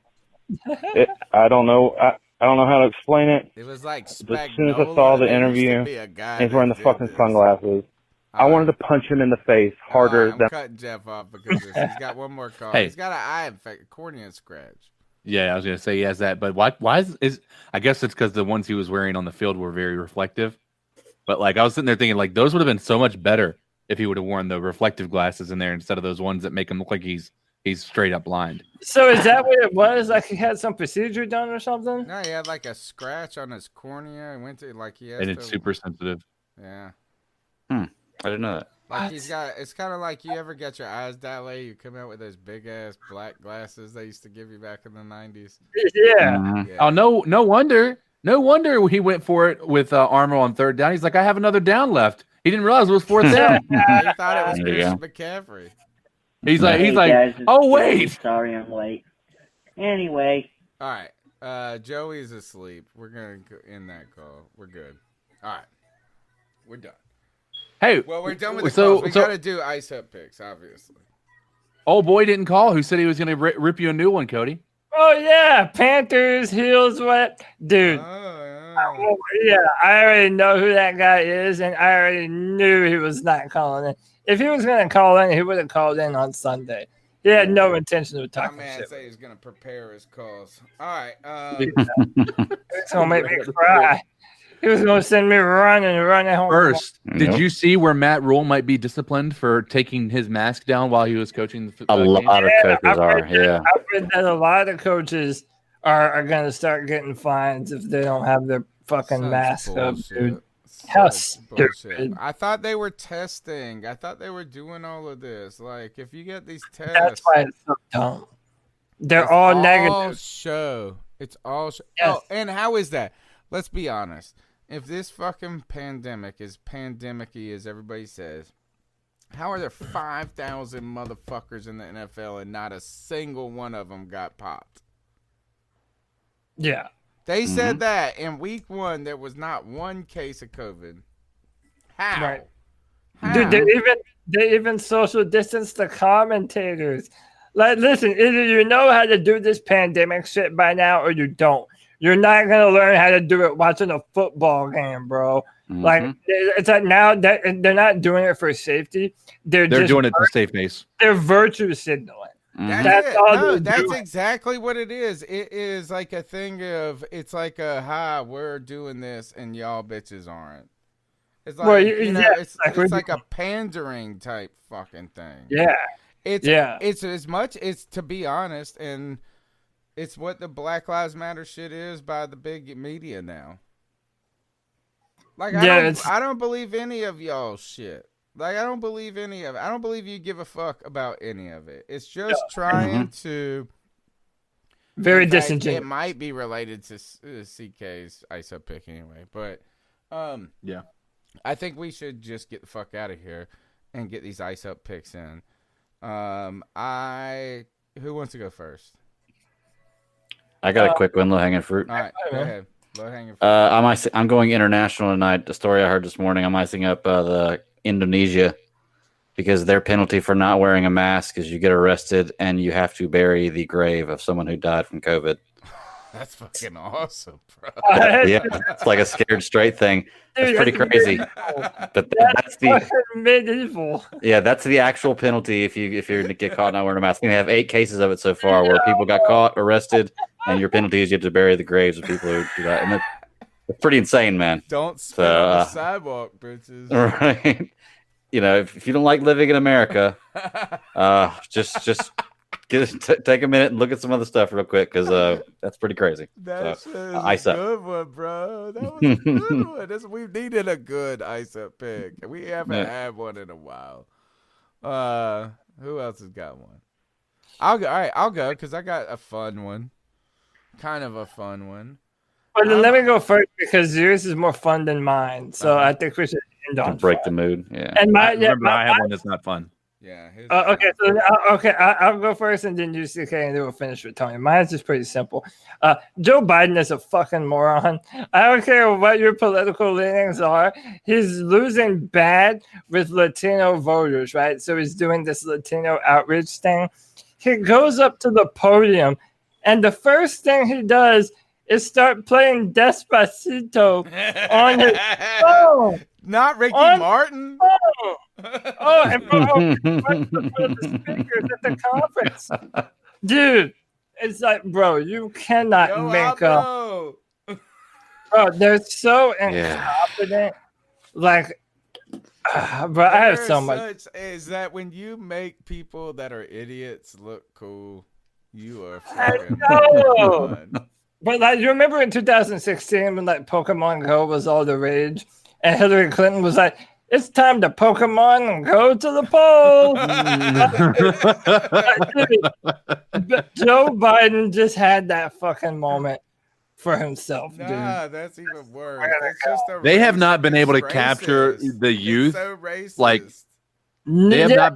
Oh no, absolutely. They have not been able to capture the youth. Super Taco Tuesday. Let's go vote. How is that any different than when Donald Trump posted a picture of him eating the taco bowl. Yeah. And it's like, we have the best taco bowls here at Trump Tower. Like, you're doing the same shit. It's pathetic how little the Democrats feel they need to do in order to win this. Pereira says Latinos hate Despacito unless they are single moms. All right, CK, what do you got? So mine is almost similar in the realm of that. So about losing Latino voters. So you guys have heard of, like, from 2015, our radio announcement for the Spanish broadcast has been outstanding, right? And it's two guys, and it's an uncle and a nephew that do that. Well, the nephew, I can't remember his name specifically, but Louis something. And I think he is the one that is the most, like, energetic of them, if I'm not mistaken. I could be wrong, but I feel like he is the one. Well, he works for the Panthers, or he did, and so he said that there was an article in the Charlotte Observer about how he had to walk away from the job to do the Panthers broadcast for the Spanish broadcast, and it stemmed from his political leanings supporting Donald Trump. And what is the frustrating part about it is that we have created, even the Panthers organization was reaching out to him, telling him to remove their name from his social media handles if he's going to support Donald Trump, essentially. I mean, granted, and here are some of the things that Tony had pointed out.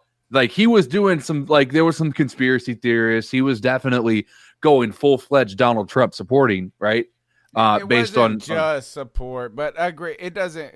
It was like, if you retweet something wrong, potentially. Yeah, keep going. Yeah. I mean, it's retweeting and all that stuff. But anyway, he wasn't even employed, and the company and the Panthers basically reached out to him and said, "We need to have a conversation about your social media presence," and basically saying you can't do that. And the problem I have with this isn't necessarily saying, "Hey, listen, people are crazy online," right? It'd be different if he was saying we need to go kill little babies on every other Sunday because God was telling me to do that, right? Mm-hmm. That's a different story entirely. Can I add this one is an thing opinion too while you're in that is, but one of the or contrary arguments that someone put up was that he put up the conspiracy things, this and that, and somebody put also anti-vaxxer. Now, I am a vaccinator. Like, I implore people, but at the same time, I think that there's people that could realistically have a different opinion. Like, you know what I'm saying? Like, it's not like it's like I almost thought, like, why don't we fire Kyrie Irving then, because he thinks the fucking world is flat. I have a friend who to this day has problems in her flesh, I think, like in her skin, because of a bad reaction that she had from a flu shot. So again, it's like you can't throw out the baby with the bathwater. You know, put that in. All right, I'm sorry, I didn't mean to cut you off. But no, and that's to be fair on that point. I never got the flu in my entire life until I got a flu shot. FYI, never in my life. Period. Ever. Like that 12th anecdotal person that's told me that. That's starting to add up. In dude, my it life, is. In my life, the two worst cases of the flu that I've ever had came immediately after getting flu shots. My kids have not had chicken pox, though. Just note. So I remember, and I'm not saying that vaccines don't work. I think that there is some validity to vaccines. Oh, you're gonna get. That's what's gonna get you fired from this fucking podcast. No. Listen. I was always that case. I'm like, oh well, it has nothing to do. I just never got the flu shot because I was irresponsible my entire life, and my mom wasn't necessarily taking me to the doctors on a regular basis. You know, so I never was getting it until my wife got pregnant, or she started to work for the doctor's office. She is. And then she was like, you have to do it. And I'm like, fine, I'll go get it. And I got sick first time in 25 years of life of being around, having zero, like, if people were sick, I didn't give a shit. I was around every one of them. That type of shit. But now you have antibodies. And so but I'm just telling you, man, it never happened until I got the flu shot. And I got like six or four times. I mean, 4 or 5 times that year. Anyway, but nonetheless, I'm icing up any company who, even if you're off of company property, if you're not representing the company in any way whatsoever, you telling them what they can and can't believe, or what they can and can't try to let people know what they believe. That I'm a firm believer where there's smoke, there's fire, right? So conspiracy theorists be damned. I don't care. If there's smoke, we all use that phrase. Well, she's accusing him of doing those things. So where there's smoke, there's fire. You know what I'm saying? But when it comes to those things, you refuse to believe it because you think it sounds too crazy because, there's no way our government's that evil. Right. Come on now. Anyway, ice up people who want to censor anybody who has a difference of opinion than you. And even though it may be conspiracy theorists and it may sound crazy, it's not necessarily bad because you also realize how evil people are in this world. Just take it with a grain of salt. Without people questioning that kind of stuff, then people would just go with the flow with everything. And it's so easy to control people if you don't have people who question this kind of stuff. Yeah, this is where liberals or people have to be careful and cautious. And I'm a liberal. I'm social liberal, whatever. Yeah. I think you have to be cautious in this. Is that it seems like it's one thing to have problems with somebody because they're irresponsible and whatever. Yeah. But we have to be cautious too with hating people for being outside the mainstream. Yeah, that's what I'm saying. And which is the irony behind this is that liberalism is supposed to be inclusive. You have to tolerate the intolerable. The people that we hate not hate is not the right word, but the people that liberals have been so critical of have been intolerable. And you don't want popular culture or popular opinion to be the determinant of everything. So, that's the danger of democracy. That's why we have a republic, is because just majority, we can get everybody. All right, my ice up pick. Yeah, fun note. And still in the political lane. But it's fun, though, right? I am icing up Kamala Harris for giving us a conservative fart. You're a liberal. You're a liberal, Wait, and you're gonna. You didn't hear this? Is that go Google Kamala Harris fart, and she's giving this whole talk, and it's like a puff, and you can see she kind of grins a little bit, like she's talking, and she farted, or at least that's what everybody's saying. I'm upset with her because it was conservative. Just let it rip, baby. You're a liberal. Let it rip. Don't be conservative with those farts, Kamala Harris. Democrats are conservatives. That's perfect. Of course, that's what she would do. It was a little. Yeah. By the way, that's what their Odell is so disappointed with that fart. That's what their campaign is. It's a little tiny farts. Come on, baby, shit my face. Listen, why had the Democratic? Why had the Democrat? I did want to ice up that other dude who also he got fired, and that was the mug that said that the Monday night girl looked like she was on a adult film or something. Yeah. So I Google, what are you gonna do? You gotta look at it, and I was like, damn, this bitch didn't even wear anything. It was nothing. Like they didn't even have a bottom down picture of this girl. Like she showed nothing. It was because it was a pleather looking top. So it was a matter of material in his mind. Just a lame ass. And, I don't want to, pile on for everybody getting fired in the fired culture. I think that's a little over the top at times, too. But I stop being dicks to everybody, folks. No, nobody better listen to this podcast, especially when Caroline Can was here. Yeah, man, no, it's absolutely insane. I'll tell you somebody that's on another podcast that I think's way hotter than Caroline Cam. But I'll save that for a different discussion. It's the season. 252-228-5098. Smash the thumbs up button. My name's Tony Dunn at @cat_Chronicles. Cody Lashney, how can they find you? You can find me in the club, body full of bub, mama. No, again. Yeah, right. No, you can find me on Twitter at Cody Lack, CODYLAC. And on this podcast every Sunday and Tuesday, man. And tomorrow, me and my man Jeffrey Redmond are doing a live stream of the PlayStation 5 press conference. Nice. I'm watching. I will be tuned in. What time's that going down, homie? It'll be on my bell notification. It don't matter. It'll be on 4 in the afternoon. We'll probably go live at about 3:30 to catch up on everything that happened with Xbox. We'll do a little bit of Xbox, and then we'll do a live reaction to some of this press conference. Y'all gotta watch it. It's good stuff, man. It's fun to learn about this, just like I learned about Discord from these youngins. Thanks, John Kidgo Barrera. He said, good shit this week, fellas. On to week 2. Thank you for Appreciate the love, you, bro. Bomb. It's going one step. We're one step closer to Steve Smith really icing this podcast up. CK, where can they find you and your cool woke ass Discord self? So, first and foremost, you can find me on Facebook. I stream mostly Call of Duty. By the way, guys, if you have not played Among Us, we all got to get that. It's an easy game to download. It's nothing crazy, but it is absolutely fun.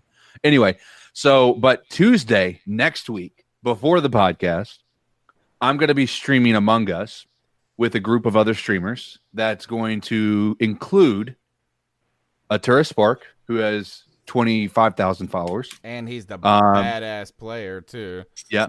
Disabled Gamer, who has 50,000 followers.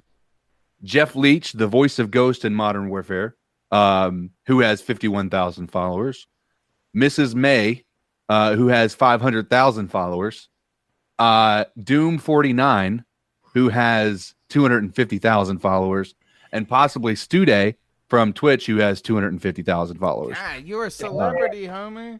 So, and it's going to be a group of 10 of us. And so right now, those are the 5 that I have.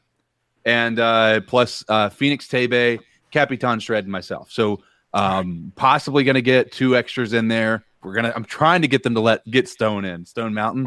That would be insane if I can get him. But right now it's those guys, and it's going to be like hours of literally just playing this game Among Us, and it is hysterical. By the way, if you haven't watched it, I played it last night. You can go and watch a little bit of the clip of it, but it is fun. Greg, why aren't we on that VIP list?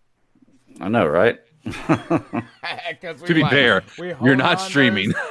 And we hold on those coattails. We're like, man, we got 1 kill. I'm up to I'm averaging 4 or 5 now. But Greg, I'm the decoy guy, you know? Yeah, I had a great time hanging out with you guys on the Super Civil Servants podcast. I also saw, well, I know you're doing a bunch of other stuff. I saw another guy that does a Batman exclusive podcast, and I was like, I'm tagging this mug, send him on to Greg. I was going to say that depending on the name of it might be my other, because I have a Batman exclusive podcast too. Yeah, but I know it was not you though. Okay. Blake Bennett says, how close to the cameo? I'm guessing we're about over 50%. We got some good donations, not to the cameo last week, but I'll use them as all. They just, as long as my wife ain't spending on it. If we get enough money to get Steve Smith, we need to think of something like really cool for him to say. That way we can play that shit all the time. Every time you open up the show. Something too. I'm kind of worried, like if it's too open, that he won't do it. That's how I got Devin Funchess. I tricked Devin Funchess. But you're talking about doing a cameo, right? You're paying for it. He's going to say whatever you paid for him to say. If you pay, but they gotta be careful. You can't be like I punch your babies in the face. They won't. Well, yeah, but I don't think we're gonna say that. Hopefully, that's not what you would send him. Huh? I want him to say, "I'm gonna punch you in the face like Ken Lucas." That's what I really want him to say. All right, tell us about your podcast. Let's get the hell out of here. It's midnight. Oh, I ain't gonna talk about the podcast, man. You can find me at the Bad Daddy 52 on Twitter. Check out the Geek Ultimate Alliance Network. 7 days a week, we're dropping audio. I do live shows on Fridays, and we're actually going to start doing all our shows live on YouTube. So check out the Geekverse YouTube channel. Subscribe, you can see all the shows live. Build a community, guys. It's awesome. And learn from all of these cats. You can learn about video games from 2 of these cats. You can learn about really nothing from me and a lot of nerd shit from Greg. We got to get the fuck out of here. 252-228-5098. Smash the thumbs up button. Subscribe. We'll see y'all next week. Peace out. Keep pounding. Keep pounding. Yeah.